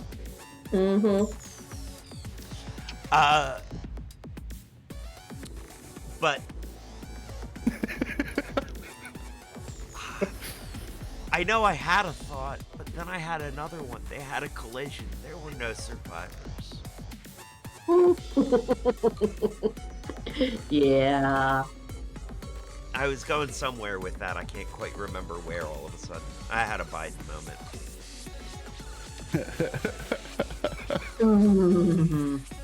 Mitch McConnell, reboot your turtle. I almost feel bad for that guy as much as nobody ever should. I kind of feel bad for that guy.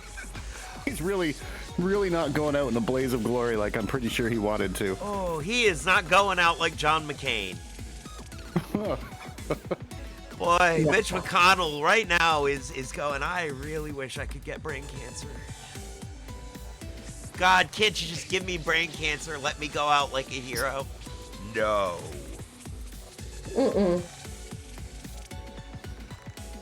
I was talking about what the more subtle and nuanced parties, what that sort of is. As I grew up learning that the Republicans were decentralized power and,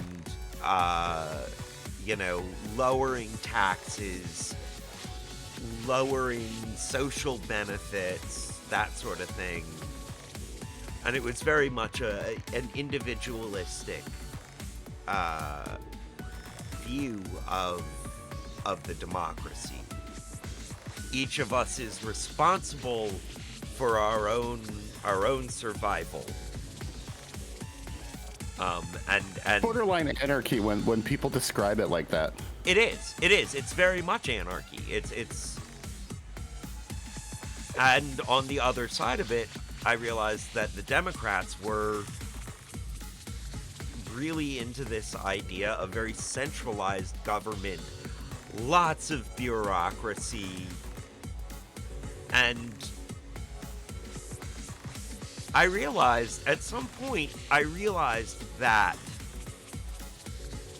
the Rebel Alliance in Star Wars was a lot more, and not just the Rebel Alliance, but also the Jedi, were a lot more like the Republican Party saw itself as being low taxes and the power's spread out, and each system has its own, takes care of itself. There's a large Senate where small matters are discussed. Mm-hmm. And the Empire is way more of a centralized government that's trying to provide for the welfare of each and every one of its citizens on a much more industrialized level. It just so happens that good and evil are also mixed into the Star Wars story, and it's presented as the Jedi are the good guys and the Sith are the bad guys. But when it comes to it, it's debatable. Exactly. I'm kind of I personally don't feel like Nader was far enough to the left, so I vote Vader. Nader, now you're showing your age. I know.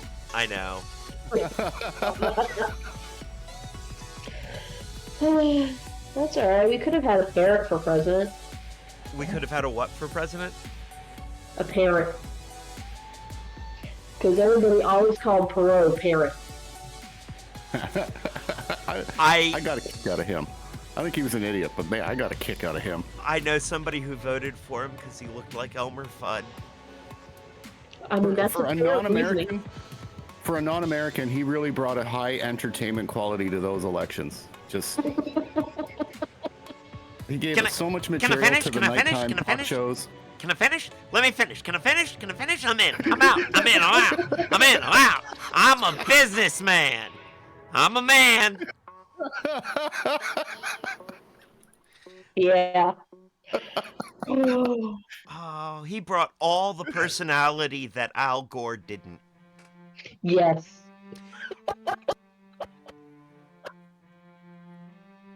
Oh God, yes. I will say that I voted for Al Gore. I voted for Al Gore proudly. I voted for the most wooden politician ever. No wonder he's an environmentalist. That's where he grew up. Oh. That's where he was planted. Oh. I wonder if that... He was my hero in high school. Back when, he was an environmentalist and he was doing the information superhighway. And those were the things I was into. I was like, yes, Al Gore. Oh God, he's boring. He's more boring than Bob Dole.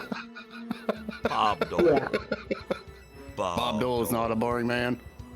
Bob Dole is not a boring. I used to get a kick out of the way he held the pen all the time. Yeah. Because he had the cramped up hand, so he just stuffed a pen into it, so it didn't look too decrepit. It's like, it doesn't look decrepit, now it looks unsettling. Yeah. It looks like you're getting ready to stab something, but wrong. Like he's getting ready to choke somebody using the Force, is what it looks like. Yeah. I heard you say that as I read Kat's comment. That was like, I got hit by waves of funny, colliding. I wonder if the study that showed that plants could see up used Gore as an example. Oh, that plant...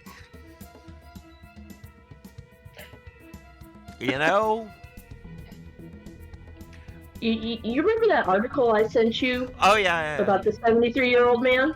Yep. I found it. Oh, gosh. I found a study to go with it. Okay. About plants being able to see you. Okay. Short answer is no. The long answer is no.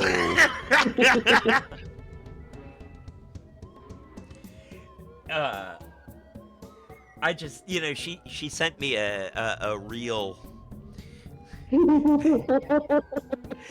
that was like, vegans, once they find out that plants can see you.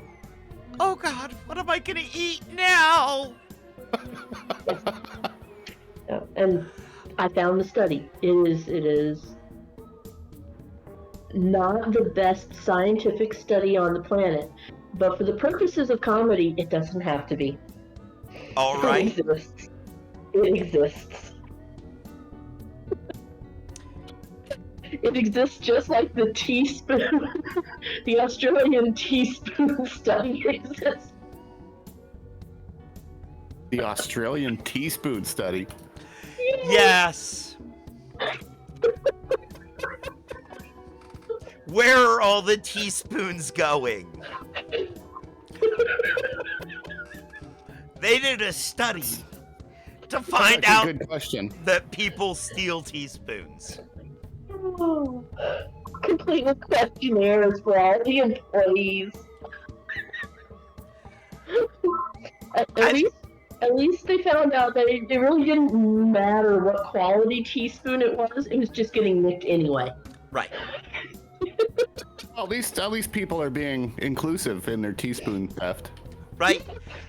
And the other thing they found out is that nobody's gonna admit to it. Mm-mm. Everybody does it, nobody admits it. They funded a study to prove that stealing a teaspoon is like masturbating. Mm-hmm. Oh, I'm gonna have to test this one now. Work harder to find me a teaspoon. But this particular place is going to have to budget something like $10,000 a year just to make sure they have an acceptable amount of teaspoons on hand to combat that, because they couldn't do anything else about it. Given the recent analogy, would it have been cheaper for them to just simply put carpeting in the men's bathroom than to replace all the teaspoons?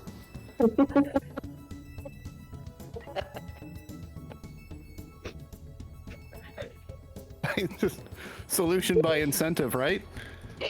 Ooh, yeah, exactly. Breathe, man, breathe. Oh, it really didn't help me that for a moment right there you sounded like one of my gaming friends. I think they almost broke the host bot. Well, I mean, things happen. We'll just have to wheel a new one out of the corner. Okay, serious face. That never works. I don't know why I try it. It never works. It always makes me laugh. Because it's resetting so that while you're still laughing, you're able to control it enough to get a word out edgewise. I mean, yes, that is the technical reason it works, and I do it. It also makes everybody else sit there and go, oh, what can we do to make this work? Way to dissect the bit there. I'm actually gonna make it worse. Do you do this to Will when he does a pun? Yes. That explains why he's been texting me his puns recently. Keep this between you and me, but...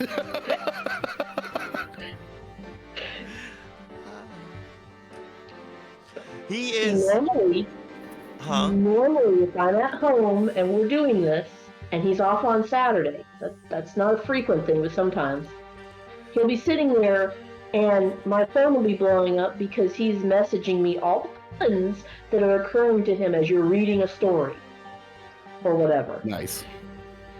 And that first chaos Saturday, where I just started reading what he was messaging me.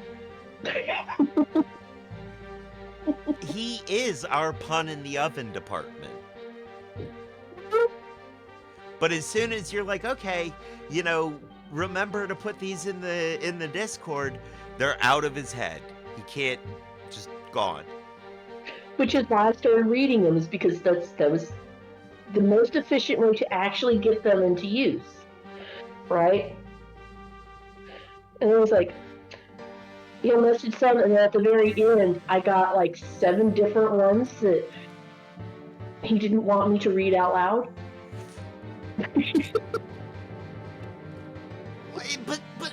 But we're doing this. Why aren't you? You expect me not to say this? How do you?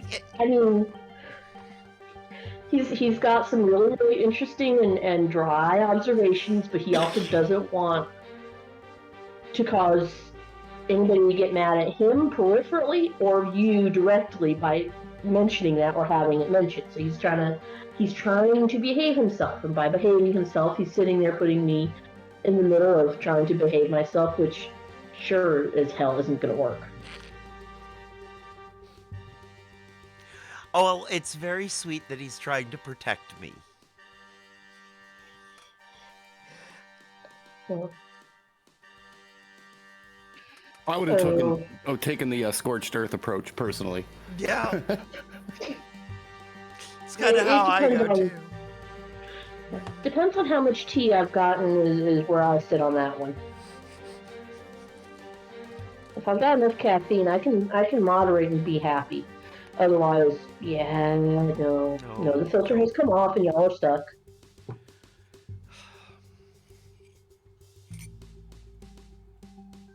Oh. Caffeinate early, caffeinate often. Pretty much. Oh, I've got some new stickers. Well, please do share. They're in the car, but I can share some of the pictures from the website where I got them. There's this company that they do a whole bunch of things, but specifically they support people reading whatever they want. Okay. And if you are a person that likes to read spicy romance novels or whatever, they've got stickers for you. They've got all sorts of stickers for you. Oh, Lord. Let me see if I can find their website and drop the picture.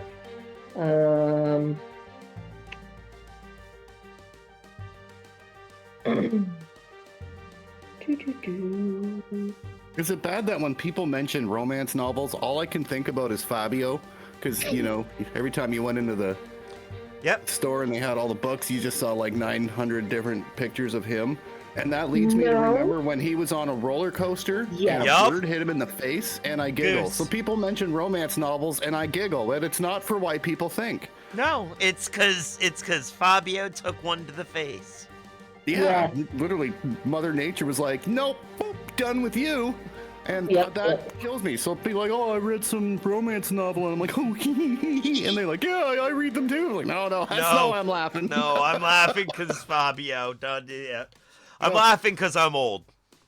Don't worry about it.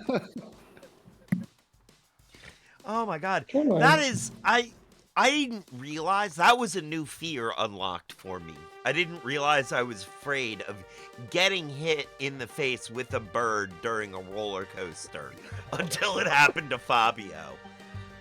I didn't know it happened till it happened to the man with one of the most famous faces ever. I think the worst one I ever saw was there's one roller coaster. We got Canada's Wonderland here. It's like a Six Flags thing, sort of idea, just typical theme park. And one of the roller coasters they had, it's been there since like the mid 70s, but all it is a big ass hill, a double loop, a double corkscrew, and then it stops. That's it. Big steel roller coaster, but it's fast. And one of my first times riding it was like the first time I was there at the park and big enough and tall enough to actually go on the big person rides and everything. I think it was my second or third time riding it that day, and we're like towards the back of the little train, and right as we got through the first loop, somebody near the front puked just as we were starting to go up the second loop. So we're looping around the second loop, and you can see this big weightless puddle of chunky gooey stuff like stringing out and moving, but it was like we're rotating around it as it's kind of moving up and falling with us. So we're all like watching this thing, wondering who's it gonna hit. It ended up plowing into some of the people like just in front of us, but it was like it was surreal. It was like Hollywood Matrix style visual effects from the seat we're in, because it just let go, and then you're just watching it fall, but we're kind of rotating around and it's moving with us. And yeah, we all got completely pelted with this chunky mess, but I couldn't stop laughing for like 45 minutes after that. I was like, I can't believe that just happened. But that's my fear when I'm on roller coasters now, is somebody's gonna Ralph, and I'm gonna take that to the face. Would have rather had a bird. I feel like that's a much more common occurrence. Yes, apparently that's what they told us. It happens quite often.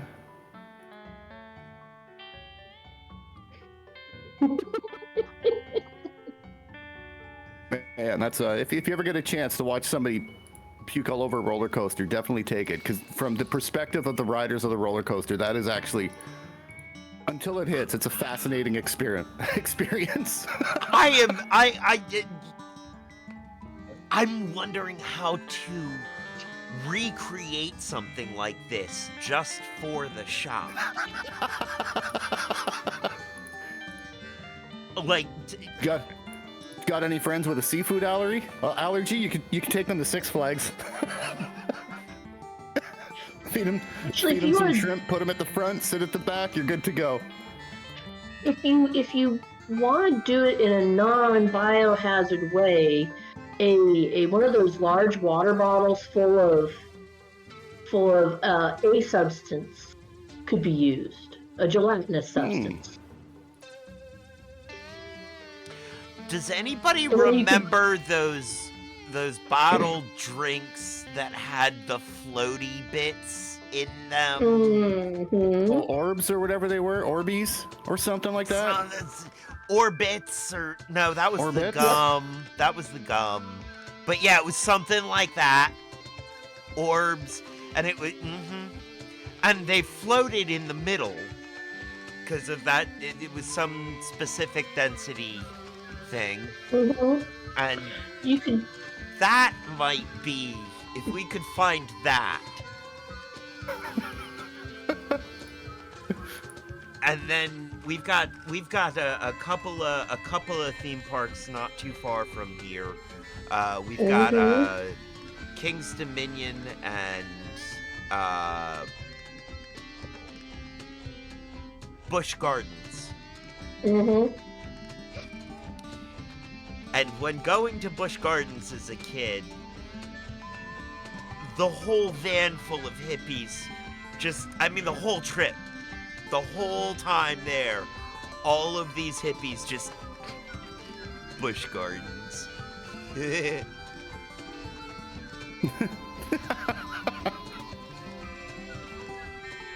Oh yeah. Perfect. My kind of people. Oh yeah. I bought a car. It was an '87 Cutlass Calais, Oldsmobile Cutlass Calais,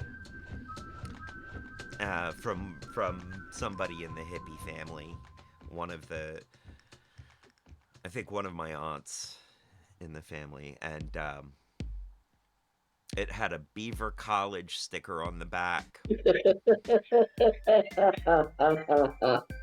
She didn't go to Beaver College.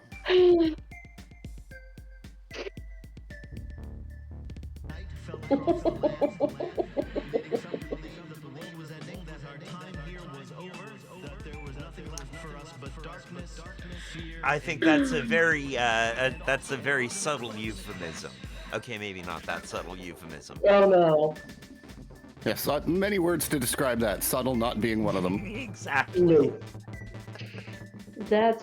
That's one of those stickers that I would collect and add to my collection of erstwhile children's books that you can't read around another adult. Oh God. Hookers and Blow. Oh, that was wrong. There was so much wrong there.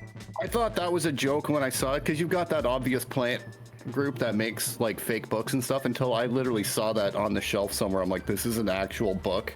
I need this in my life. I have it. Of course you do. That is brilliant. The other one I have need it. is Go the Fuck to Sleep. Yes, I'm with you on that one. I love that they got Samuel L. Jackson to do the audiobook for it. Yes. That's the best thing ever. It is, because he is all in on that one. And it feels like he has said that to his kid. Yes. Yes. Go That one and then- the F to sleep! Yep. And there's one an Australian mom wrote for her kids, talking about words that you can't say in kindergarten because this is words you say at home, not in kindergarten. We're trying to practice being polite in public, kind of thing. But what else was I supposed to call that big bulwark of earth that kept the water back? Oh, no, not that one. More like the sea one.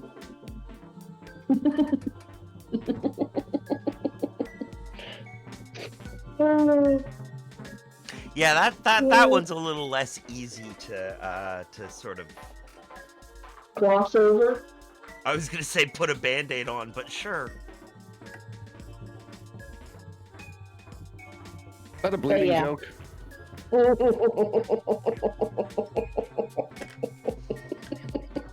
If you wish It to take it wasn't supposed to be, but you saw that. After I said it, my brain was like, "Oh, did you mean?" Oh God! Oh, he went there. Oh, he went there. Why does my brain? Why does my brain do this? There It's not just your are brain, it's everybody's. there are times in certain chats where I have to stop typing, take a breath, delete whatever I was typing, and then type something else. I know the feeling. It's just like Except I don't stop and delete. I just push enter and then I'll type something else. I just my brain says things that my mouth really doesn't want to say. And and sometimes when I'm speaking through my fingers, it's a bit of a race. Who's gonna get there first? Mhm. And there are times when the brain loses that race, or when the mouth loses that race, and the fingers just type out what the brain said.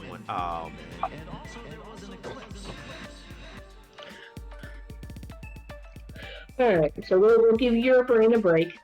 So this is the company that does the stickers, and the stickers are really nice. They're decent stickers to put on stuff. They're not they're not dollar store stickers that are gonna shred or peel apart the moment you go to put anything on They're more of a or wash it or vinyl. whatever. Yeah, they're good ones. But I thoroughly appreciate the one sticker there in the middle. I can see why you would. I personally like the smut slut sticker. Yes.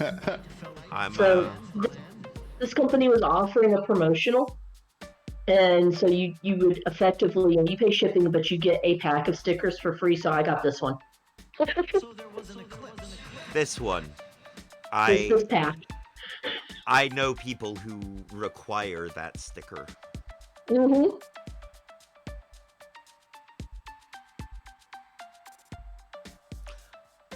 Aww. Yes. Aww. They've got them for pretty much whatever your reading taste is. But I've got those, and then when I get my new motorcycle helmet that has the speakers and everything, I'm going to decorate it. That's good. Did we just breeze past your new motorcycle helmet? My old one went missing. What? Right. Missing? It had help.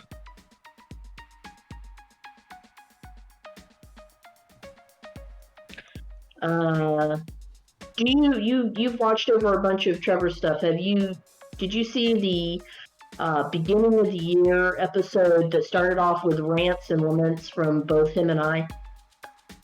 Okay, yep. Okay. So, ended up having my truck broken into and then later stolen. Oh, And Lord. one of the things stolen was the motorcycle helmet. They wanted to take the bike too, but the bike was chained to a tree, so that was a little bit harder. Yeah, stealing a tree is kind of difficult. One would hope.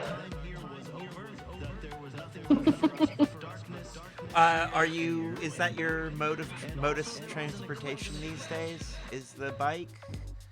Or you got... I know you have a car. Yeah. Why am I asking that? I know you have a car. Because you don't hear me talk about the fact that I have or drive a motorcycle that often. Right. That's the... Yes. Yeah. I have forgotten that you are a motorcycle person. Oh, and if for the comment earlier of one of those people, yes, occasionally the cat that lives on a leash will get into the very hard-sided, crash-rated backpack and ride on the bike with me. Hell yeah. Aww. He got a bubble to look out of. Aww. And the backpack is specifically a red and white one with the window in the middle and a black line that separates the red and white, so it looks like a specific toy. And a property that we're not going to mention because they're kind of litigious. But your pocket monster is Nyx. That's Yep. so cute. That's Yep. so cute. Aw. And the number of people, including truckers, that have given me the side eye because I've gotten in front of them. And when we get to a stop sign and they pull up beside me and they're just looking at me like, you've got a cat in there? I'm seeing this, right? Yeah. I'd be asking to give it treats. Oh yeah, he's gotten treats. He's gotten pets. He's gotten all of the attention his little attention-seeking self, since I can't use those words right this moment. It's Saturday morning. Could not. It's called just being a cat. That's just kind of how they are. Some of them. This one, yes. Some of the others that I've had over the years, no. Mine is an absolute glutton for attention. Oh, yes. Yes. You have that that channel point redeemed to feed your cat. Yeah, she's a big fan of that. Sounds like she put that one on there herself. Well, I got her from a rescue. She's like the third cat in a row I've had where, like, it's almost like a needy puppy running around the house all the time. Any room I'm in, she has to be there. If she can be sitting close enough to touch me, she has to be there. So when I started streaming, she was constantly down by my feet, and like the cat I had before this one was constantly down by my feet. So I finally just got a chair for her so she could sit on it. And she would literally I'd be just playing music or whatever, and she'd just sit on the chair and have a paw out, just touching the side of my leg or something. Just had to be there, right? So while I was on there the one day, I just started giving her treats, and that became a thing. And then I got this new cat who was from a shelter. I was expecting it to be like a whole break-in process. And she didn't even make it out of the cat carrier when I brought her into the house the first time, and she sat down and was like all over my foot. Just latched onto me. I was like, okay, we're going to get along great. And it turns out she's exactly the same way. Like, Even when she leaves, she'll still be like only a few feet away, unless she decides she wants to go have a nap. Then she goes upstairs where it's a little quieter. And Yeah. but yeah, so I figured, screw it. People got channel points with nothing else to do with them. Let's make this kitty a chunky little girl. Yeah. Mission accomplished. Also, you noticed how much your viewership spiked when you had the cat on. Oh, I doubled my numbers overnight. It was great. My secret weapon. I'm not even kidding. Oh no, that is what makes the matter-of-fact way you said that so beautiful. Yep. I mean, it's just common knowledge that if you add a cat to your channel, your numbers double. Mm-hmm. Yep. That's why I was What's that?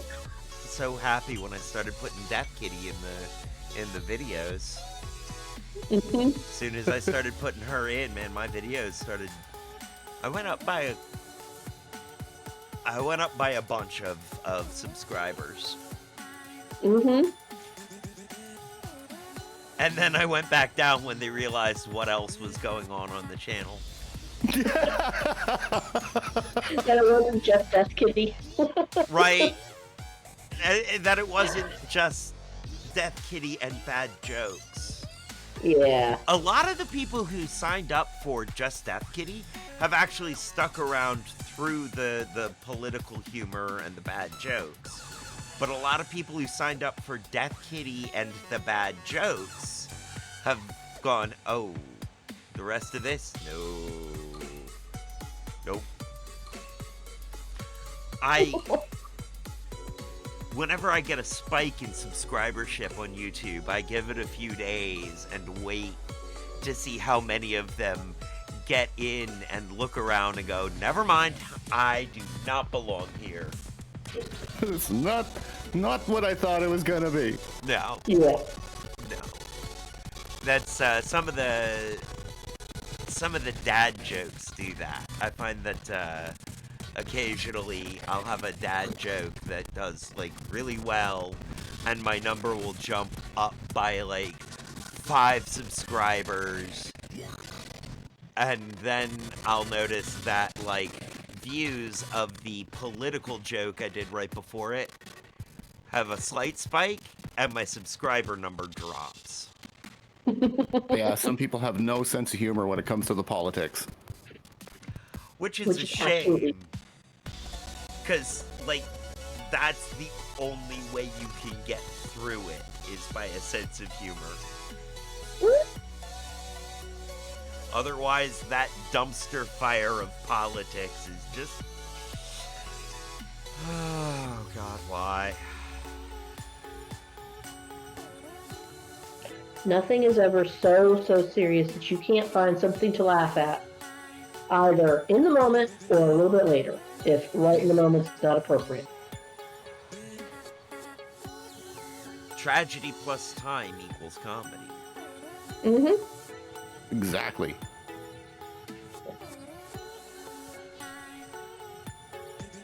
Has it been long enough? Can the tragedy of my career be funny yet? Some of it, I'm I sure. don't know, some people have been laughing the entire time. Mm. Well, I think we're coming to a good wrapping up point here. It's been a couple of hours that we've been on. Wow, has it? Yeah. Yeah. Crap. Damn. Yep. This is why I like to sit and just listen to people tell stories, because for me, if they're telling the story, they're more wrapped up in that than looking at the clock. Apparently, holy cow. Wow. over 2 hours. We've actually, I think, other than, the intro, we're at about 2 hours and 17 or 18 minutes. Mm-hmm. So, Master Rasta says it's been great, very entertaining. Thank you, Master. Thank you guys for joining us. Thank you, Lokpique. That's just it's been delightful. And I kind of did this as a special sort of gift to my mom because she really enjoyed your presence when you started chatting. Yeah. So this episode is I hope she gets a real kick out of this episode, getting to know you. I hope so too. It's been an absolute pleasure. Thank you for bringing me in here today. I'll be harassing you to probably come back again. Oh yeah. You know, I think we're thinking about every other Saturday doing some sort of just general chaos. Take the news down to once, you know, every 2 weeks. Give us more time to work on culling stories and writing script so that it's a little bit more polished. And do this Sorry. every other week, because this is the exact opposite of that. Cover both sides. This really did also kind of stem from you, Lokpique, drunkenly asking who you had to blow to get this to happen. I'm glad I did. It was, Glad I asked. Not the other part. We don't need to talk about the other part. Don't worry, I'll keep your reputation intact. You were very expensive. I have a reputation? Hoping you're gonna get one out of this. Oh no. Kat, thank you as well for joining us again and being part of this. And well, yeah, we'll see you again tomorrow, Kat, for Sunday Shenanigans. Yes. Um, Sunday Shenanigans. I got some news stories to decide to go over for Sunday Shenanigans. oh boy. Well, And Lokpique, you've got your raid train tomorrow. Yes. Raid train and Dungeons and Dragons in the afternoon. I got a busy day tomorrow. You do. You've got a very busy day. I will, of course, be lurking in the raid train most of the day and lurk probably through D&D. Kat and I have pool in the evening. Go play pool in the evening on Sundays. And actively don't talk business. we try not to. Yeah, just take a break. So, but thank you guys for joining us. And thank you, friends out there in Twitch land, for joining us.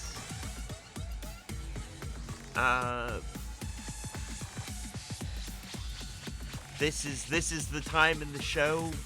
Oh yeah, this isn't that show. I don't do the really thought-provoking and nice outro. I say this is the time in the show where I say 2 up, 2 down, VA, double deuces.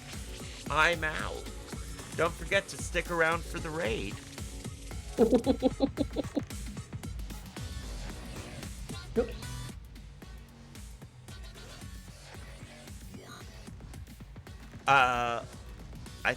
Hold on, give me a second.